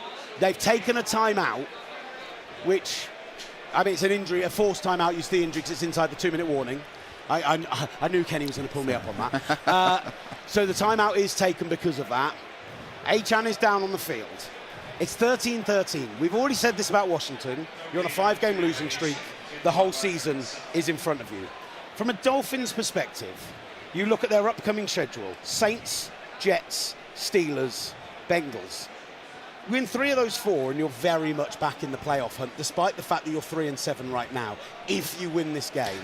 Do they do it? Do they go for this 4th and 1, knowing that a stop might send us to overtime, might kill their chances, or do they take the field goal and trust their team to stop the Commanders? Riley Patterson, the field goal kicker, is on the field, on the periphery of the field. Yeah, right at the 45-yard line. But he's not sure. But Mike McDaniel is over, and Mike McDaniel is now walking back because he's been over to see Devon Achan. So, but it looks like Brunskill's gone into the game. Brunskill's and Tua's staying on, and Riley Patterson's taking his helmet off. The Dolphins are going for it, and this has got to be Ollie Gordon. If this, you've got to run the big 230-pounder. You cannot run Achan. No, but you could give it to Ingold. You could give it to Jalen Wright. It has to be the big powerhouse. This is a huge moment in Mike McDaniel's football life. A huge moment in this season, a huge moment in Mike McDaniel's career. As Tua goes under centre, Ollie Gordon is in the backfield. Alec Ingold is on the right side of the line. There are two receivers to the left. The Zebras just holding up the play for a moment. 4th and 1, tied game with 1:44 left on the clock. They've been stopped at the 1 yard line once already. Can the Commanders do it again? Tua under centre, Gordon in behind him. It goes to Gordon and he is stopped again! Wow! The Washington Commanders, who have had the worst defense in the NFL for the last 4 weeks. Frankie Louvu comes over the top, swarms Ollie Gordon, and Dan Quinn is pumped on the field. The Commanders get the stop, 1:40 remaining, and now a chance to go and win this game of football. The atmosphere in here is electric. The D-line of both teams just refusing to bow down, refusing to be beat. Once again, the Commanders' interior stepping up, saying no. Ollie Gordon got the touchdown the last time, and they're not letting him in this time. What a play by Eddie Goldman. Yeah. What a play by Eddie Goldman, who absolutely destroys one of the best centres in the NFL in Aaron Brewer and blows that play up before Ollie Gordon even had a chance to get back to the line of scrimmage. He actually loses 2 on the play. Yeah. Huge play. Dan Quinn is literally on the field having to drag players off because they're celebrating. Zach Ertz having slipped on the potential to score on the other end of the field. One of the first to run on. Is he running back off now? Is he going back off? This might be the lowest scoring international game of the season, but boy has it been entertaining, dramatic, and right now Marcus Mariota is stood on the line of the Commanders logo in the end zone, ready to take a 1st and 10 from the 3. Fakes the handoff, looks downfield, big shot to Deebo Samuel at the 20, 25, down to the 30, and a 28-yard play on 1st down gets them out of their own end zone and starts a drive which could restart their season. What a play, what a play. Deebo Samuel's wide open in the middle of the field. Remember, the Commanders have no timeout, so they're in a hurry up now, back to the line of scrimmage. Yeah, that's going to be Mariota in the gun, takes it, hands the ball off, up the middle, gets maybe a yard on the play. As you say, no timeouts. Interesting, deciding to go for a little 1 yard run up the middle, 1:10 remaining. A very bizarre play called by Cliff Kingsbury. The aiming point is the 39-yard line of the Dolphins. Matt Gay's longest career field goal is 58 yards, which would be the 39-yard line of the Dolphins. So interestingly, the Dolphins have taken a timeout on that 1 yard run. Why would you do that? Why would you do that? Because they've just run the ball. Now, I guess maybe they're hoping that if the Commanders are able to get close enough to take that field goal, they'll have time left to reply, but you let the clock run. But Mariota at this point, I would imagine, Kenny, is calling plays off of his wrist. I'd imagine Cliff Kingsbury is just giving him a number, or he would have been if they hadn't stopped the clock. So he's getting to the line and almost calling a number or a play rather than now having to re-huddle. I don't understand what Mike McDaniel was doing there. Maybe he thinks he needs to get the ball back and go and try and win in regulation. Doesn't want to come internationally and end up in overtime, and that's where this game could be headed. 1:10 in the 4th quarter, 2nd and 9, ball at the 32. The Washington Commanders with possession. Mariota takes straight drop back, finds Ertz at the 35, who goes to ground quickly, needs to get back up and needs to get back to the line of scrimmage because that's still 4 or 5 yards short of the line again, and in fact Miami take another timeout. 3rd and 6 at the 35. Look, he's made a decision here, right? He's gone, I want the ball back, and the way I'm going to do it is my defence that hasn't been able to stop anything between the 20s all day is going to get a stop on this. Whoa.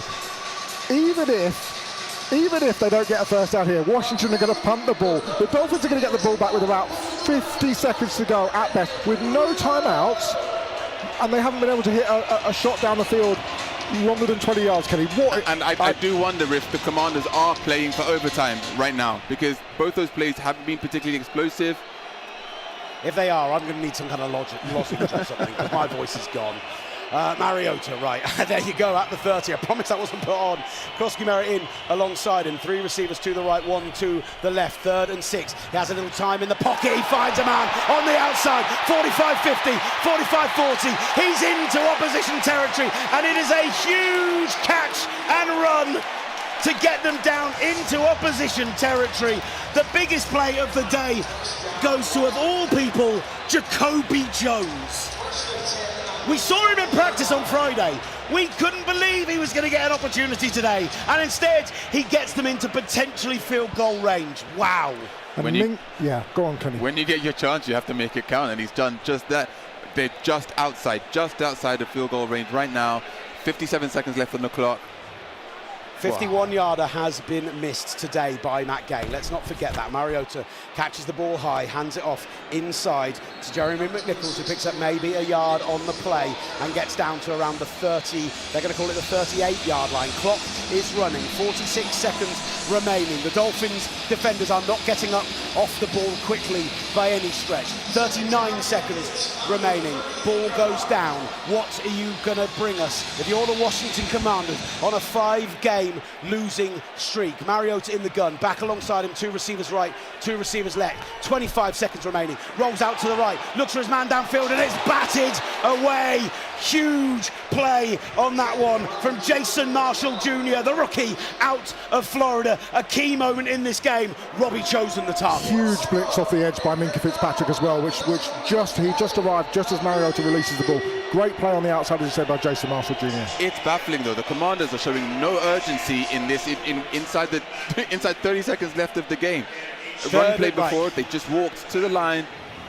How quickly can you get your field goal unit onto the field? Because 3rd and 8 at the 38, you want to be picking up 5-10 yards to keep this going, but it's going to be pretty much a field goal on the next down. Mariota in the gun, back alongside him, 5-step, 7-step drop back in fact. He's going to go for a deep shot. He's looking for all of it. He's going to get all of it. No!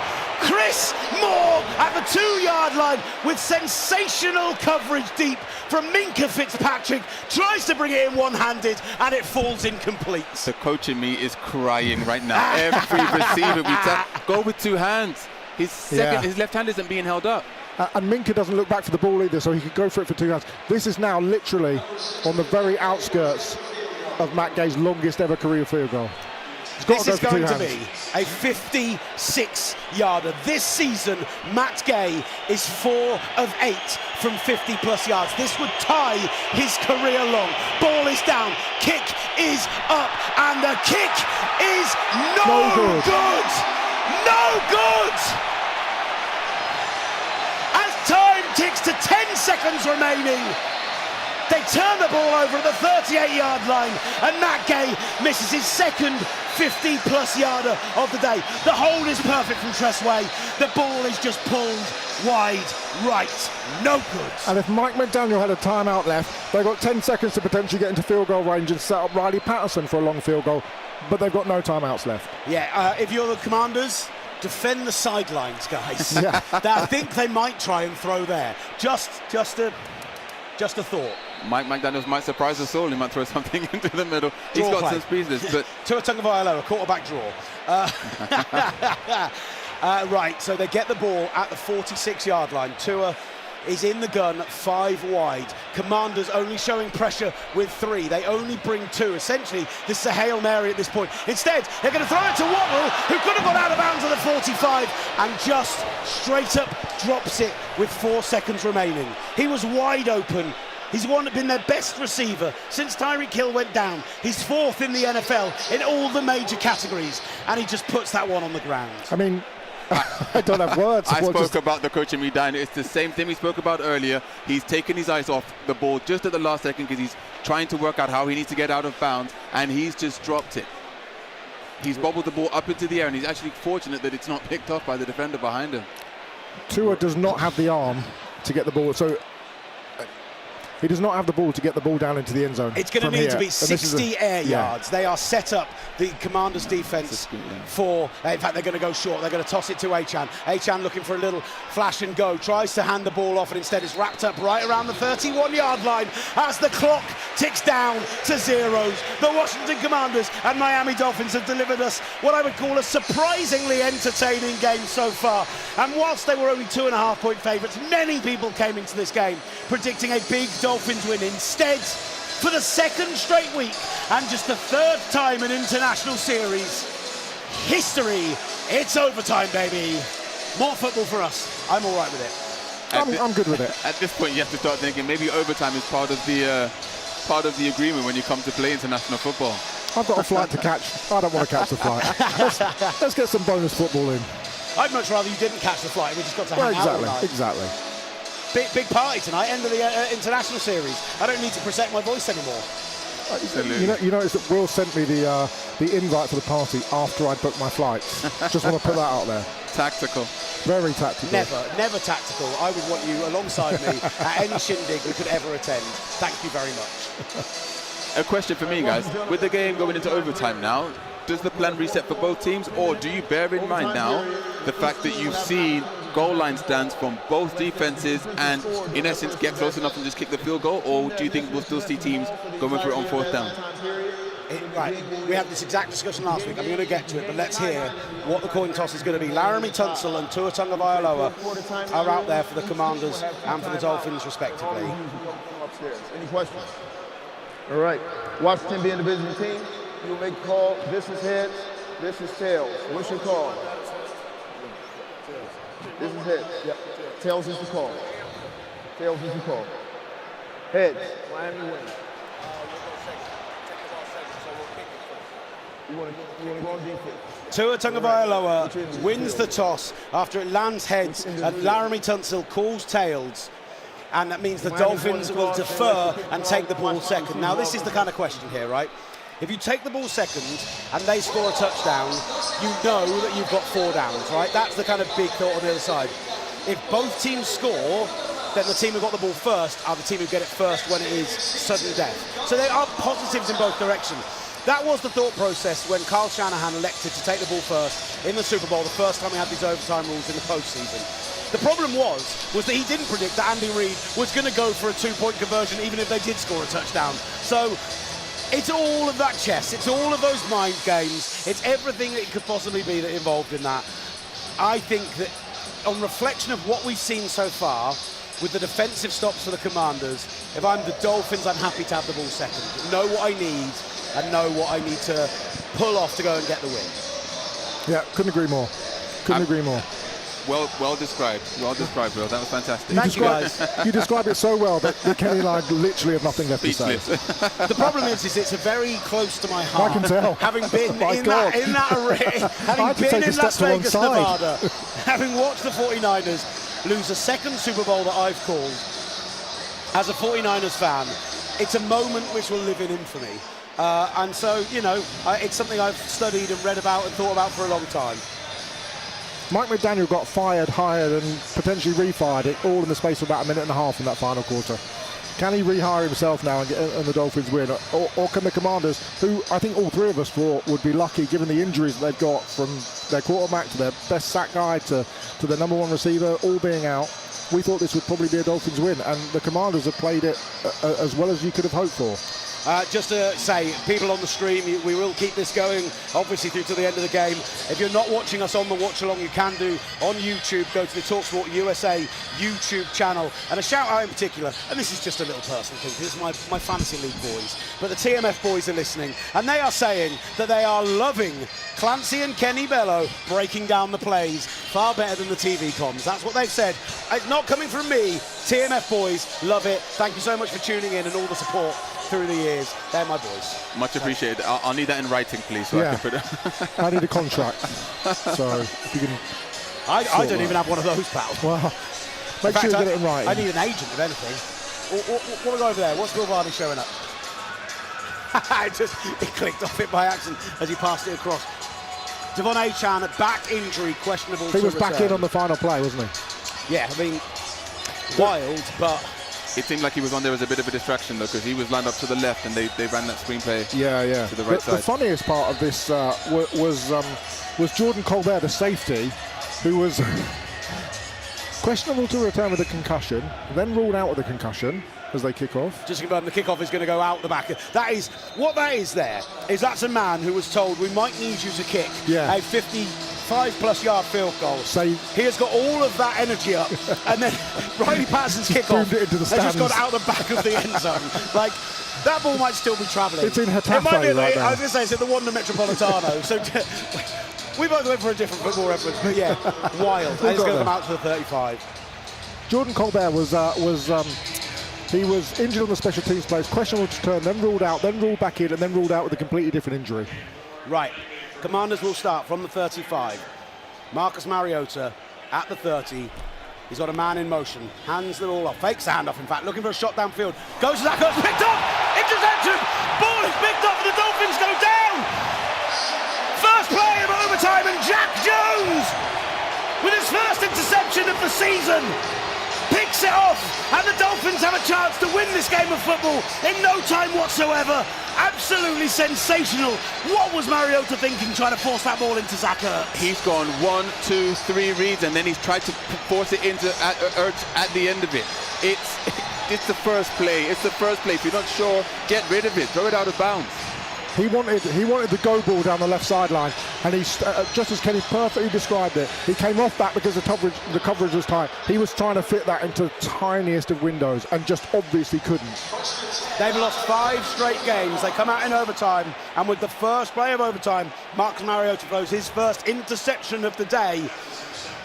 And now, barring a turnover, the Dolphins have a huge opportunity to go and win this game of football and leave España with a chance, a slim one at that, of maybe still making the playoffs. It's a toss play, early doors to Achane, makes a man miss, steps back inside, 25, down to the 24, maybe even gets to the 23-yard line, 10-yard pickup on first down, picks up the first down and gets the Dolphins into almost chip shot territory.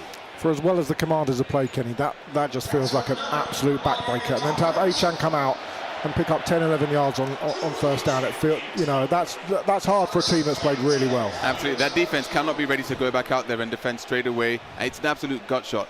Absolute gut shot. It's going to be so disappointing. But it's good to see Achane back there following the back injury. And he is back alongside Tua Tagovailoa on this play. 3 receivers to the right. It's a big tight end, in fact, heavy line to that side as they send a man in motion in Waddle from right to left. They hand it off to Achane, running behind Brewer. Gets out to about the 20, maybe 20, 19-yard line. Down in the red zone. Bit of afters on the far side. It was mainly because Aaron Brewer runs his man out into the Washington bench area. He was blocking him so long. Jonathan Jones throws him into the bench area afterwards. And that's now going to be a 2nd down and 7, ball marked at the 20. It was like that scene from The Blind Side. Have you seen where Michael Orr just runs the guy off into the sideline? Jack Jones is on the sideline, surrounded by the rest of the DBs. They are absolutely dapping him up, throwing in the air, throwing sambas. They are having a party down there. They know they've just gone and won this game of football, barring catastrophe. Tua under centre, Achane in the backfield. And he's going to call a timeout. You say barring catastrophe. This is the 3-7 Miami Dolphins. They are a team who understand catastrophe well. Catastrophe is a bedfellow of the Miami Dolphins this season. If the Dolphins kick it now on 2nd and 7, as it's a chip shot, does that not end the game? Yes. We saw it last week with Indianapolis, and there's an argument that what Indianapolis were doing was saying, Jonathan Taylor, here are your flowers, let's just run you into the end zone, give you the hat trick, give you the 244-yard day, all of that. Do you know the flowers that everyone loves? It's the W, the W flower, whatever that is. Wisteria, I don't know. Achane's just gone over 100 yards. You're almost expecting this timeout that they've gone and asked Riley Patterson, where do you want the ball? Do you want it on the left hash, the right hash? Do you want it in the middle? We might just see Tua take the snap and kneel. I mean, we may not, but we may just see Tua kneel where Riley Patterson feels most comfortable with the ball. Right now, it would be about a 37-yard field goal.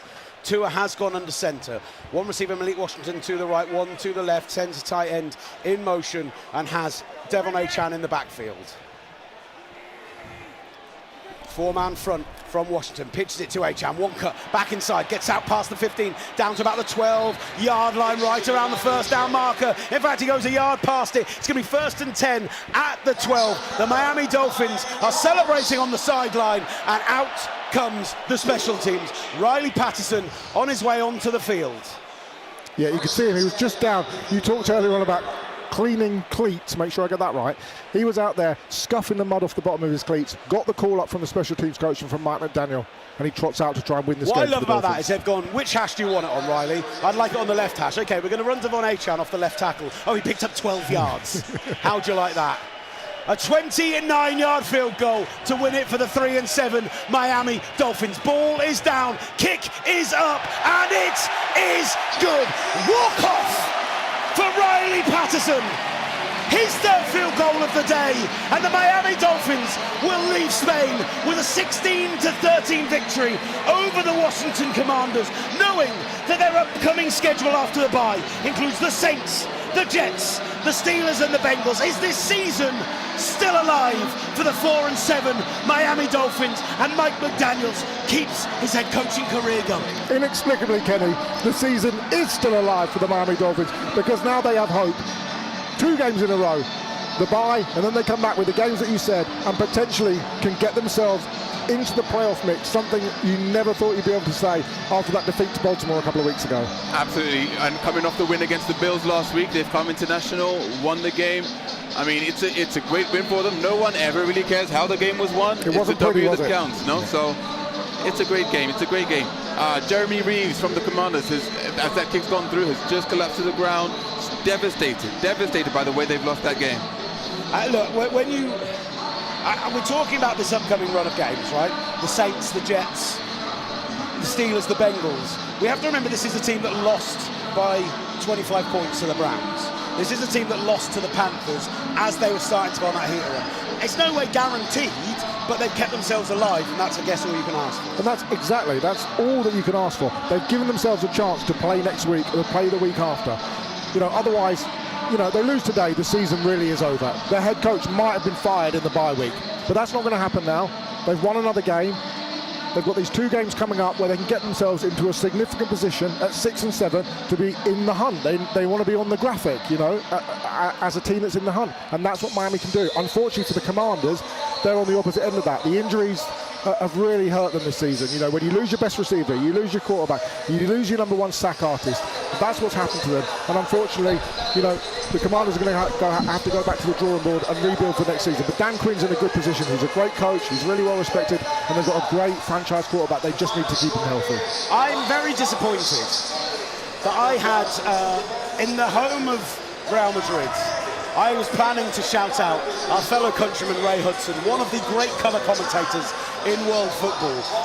And look, Jack Jones had an up and down game today. He had opportunities, he had penalties, but he made the interception to finally kill the game off. Because I was ready for a touchdown, I didn't get it ready for an interception.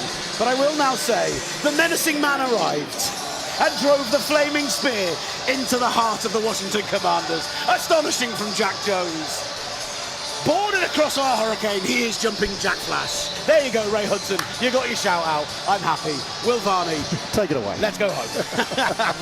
well, I mean, how do I follow that? Look, let me just say this. I pleaded at half-time for the Commanders and the Dolphins to put on a show for this Spanish crowd. Wake them up, get them on the edge of their seat. All I can say is gracias, as they did just that. Big plays on both offense and defense, touchdowns for either side. A fumble recovery from Mikey Summerstill. It could have ultimately changed the complexion of the game. Matt Gay, he could have won it for Washington in the dying seconds of regular time, but that missed field goal took us to overtime, and then step forward Jack Jones, make a play, sir, as on that very first play of overtime, intercepting Marcus Mariota. The Dolphins make them pay. Riley Patterson striking that beautiful ball through the uprights for a walk-off field goal win. Miami, well, they're heading home with the win. They moved to 4-7. Their playoff hopes may be slim, but still they're alive. Whilst for Washington, 3-8, 6 successive defeats. They're waving adios to Madrid, but potentially the postseason as well. It ends here at the Santiago Bernabéu. The Miami Dolphins 16, the Washington Commanders 13. Mr. Simon Clancy picked the bones out of that one. We had some drama all throughout. That's what we were asking for in that second half. And despite trying as hard as they could to potentially lose, the Miami Dolphins are heading back with a win. Just watching a lovely scene here with the 2 brothers, Patrick and Chris Paul, on opposing sides there, 52 and 71 for Miami and Washington respectively. Yeah, 100%. You know, you summed it up perfectly. And we talked about it right at the end there. The Dolphins have kept, albeit slim, but have kept playoff hopes alive, and that's all you can do. If you're in a position where you know you're out of the playoffs, guys still play hard because it's a physical game, and you want to win, and you want to put good tape out there for teams that if you're coming to the end of your contract or you feel like you're going to get cut. But this team has now got a reason to play next week. This team's now got a reason to keep fighting for its head coach, and they're not laying down for their head coach. You know, there was a lot of talk. There's been a lot of talk after the firing of Chris Greer that Mike McDaniel might get canned. But they're playing for him. They played for him last week against Buffalo. It was ugly today, but they won, and they're still playing for him now, and they're in the hunt. Just to mention on Washington, it's a weird season, this, right? Because, I mean, I'm standing next to a Jets fan and a Dolphins fan who both last week would have been okay with their team losing. Yeah, Not I think that's very fair. I absolutely would have been happy with them to lose. I think that's very fair. Like, teams who are happy to get a higher draft pick, particularly think about the Jets with their 5 first-rounders over the next 2 years. From a Washington perspective right now, what does the rest of the season look like for you? Because, actually, you're 3-8. There are 6 teams with a worse record than you right now.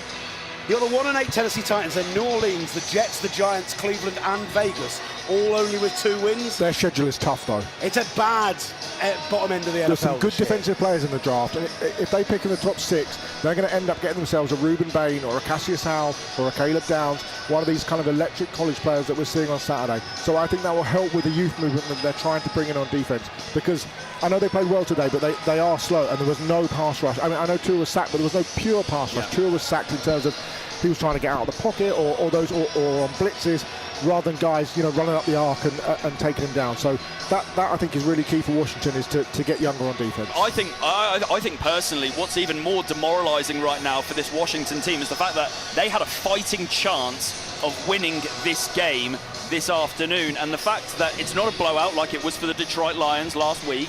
The fact that they were well in this game, they could have won it on that field goal from Matt Gay. And then talk to me about the decision making and what we saw from Marcus Mariota there. Very first play of overtime, they get aggressive, they decide to throw that ball. Why do they do that? First mistake he's made, really, all game as well. And we said he was good today. He was good. Marcus Mariota played well today. He had Robbie Chosen one-on-one on the outside, and that was his first read. And he looked and he looked and he stayed with it just for that extra beat longer. And he could see that Chosen was absolutely locked down. I don't know who the corner was. And then he came back inside to his second, and then he looked, and then he saw Zach Ertz. I think at the time Zach Ertz kind of flashed into that window, but that window was really tight. And the second he releases the ball, Jack Jones undercuts it and picks it off. And the Dolphins already in field goal range, and it's hard for them to lose it from there. So, yeah, I mean, look, he played really well. I thought Washington as a team played really well. And Dan, we talked about the Dolphins not giving up for Mike McDaniel. The Commanders really haven't given up for Dan Quinn. Well, let me put this to you, Simon. In this team right now, this Washington team, I mentioned they're now 3-8 on the season.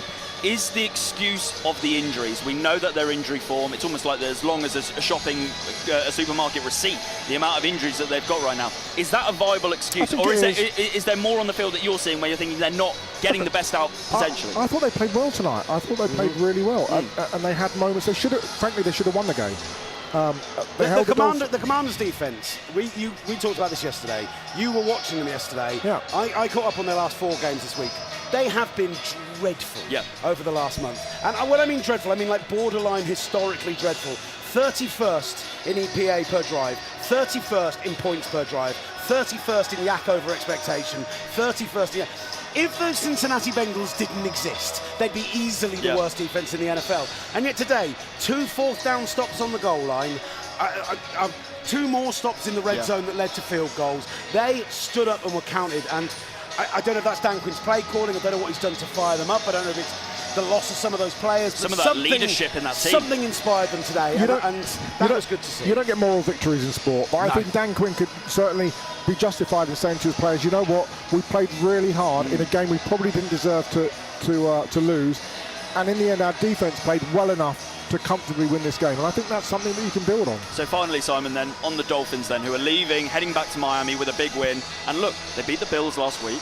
They now win in Spain, and we keep talking about these next couple of games coming up. The fact that it's the Saints and the Jets, which, look, right now there are 2 teams that you'd expect the Dolphins to win, but how they perform today, do you expect them to get the job done? Do you think this is a team that could move to 6-7, could go to, Pittsburgh and get that, get a vital win to go back to 7-7? Is that a team right now which could potentially go on this run, or are you still seeing concerns overall? I'm definitely still seeing concerns overall, but they should, all things being equal, win these 2 games against the Saints and the Jets. And if they don't, I think that brings up... You kept mentioning about Mike McDaniel, that his future is on the line. You think if they lose to either the Saints or the Jets... I think if they lost today, I think Mike McDaniel, with the bye week that's happening, I think Mike McDaniel loses his job. I don't think there was any doubt about that. I think now he's here until the end of the season, and then, you know, if they end up only winning a couple more games or one game between now and the end of the season, he's probably gone. But if they make a late playoff run, it's almost impossible for Steve Ross, the owner, who's incredibly loyal anyway, to do anything but try and keep Mark McDaniel for another year. Look, it wasn't pretty, but they got the job done. A big win for Miami. It's going to be a happy flight home, I am sure, for the Dolphins. Just before anything else, of course, quick shout to Kenny Bello, who was sensational today on his debut, down at the end there, on the field as well. He didn't even get a chance to tell us how electric it was down there because so much happened in the second half. But he got to go out on the field and be celebrated for that women's flag football achievement. He's a legend, and we're going to hear more from him on TalkSport, don't you worry. Yeah, Kenny was absolutely superb being part of our commentary team this afternoon. Really great to have his company here in the Santiago Bernabéu. My thanks to our phenomenal commentary team, Mr. Will Gavin, who's been with us along the way over the last couple of months, bringing you all of the international accent, as well as Mr. Simon Clancy. Great to see you again, Simon. Thank you so much for all of your work. Over on TalkSport right now, England wrapping up their World Cup 2026 qualifying. They face Albania out in Albania. It's 0-0 at half-time. We've seen more entertainment here. Let's hope Adrian, Jim and Stuart get a little bit in the second half. That's over on TalkSport right now at half-time. And a reminder for you to check out our TalkSport USA YouTube channel. Always so much fantastic content on there. Looking to hopefully get a full game debrief from the Bernabéu, reflecting on this afternoon's action. All the insight you could potentially hope for, I promise, coming to you on that channel. So make sure to like and subscribe. We love your feedback as well in the comments. Well, what a few months it's been, covering 5 different cities, bringing you the action from Sao Paulo, Dublin, London, Berlin, and here in Madrid today. The NFL's largest ever international series for 2025. It's certainly delivered, and we are certainly grateful to have brought you with us every step of the way. 7 games, 13 different teams, a total of 282 points scored, and plenty of memories made. Our next live in-stadium commentary, it's going to be from Levi's Stadium out in San Francisco, California. Super Bowl 60 in February next year. But do not worry, it's only week 11 and we still have plenty of football to bring you here on your NFL station, TalkSport 2. The culmination of the regular season, the fight for the playoffs, every postseason game leading all the way up to the Super Bowl is live with us here. You won't have to go anywhere else. A monster evening is in store tonight. 3 more live games for you, starting with the Chargers up against the Jaguars, which comes next. But it's farewell from me, Will Varney, and the team here in Madrid at the Santiago Bernabéu, where it finished. The Miami Dolphins 16, the Washington Commanders 13. And with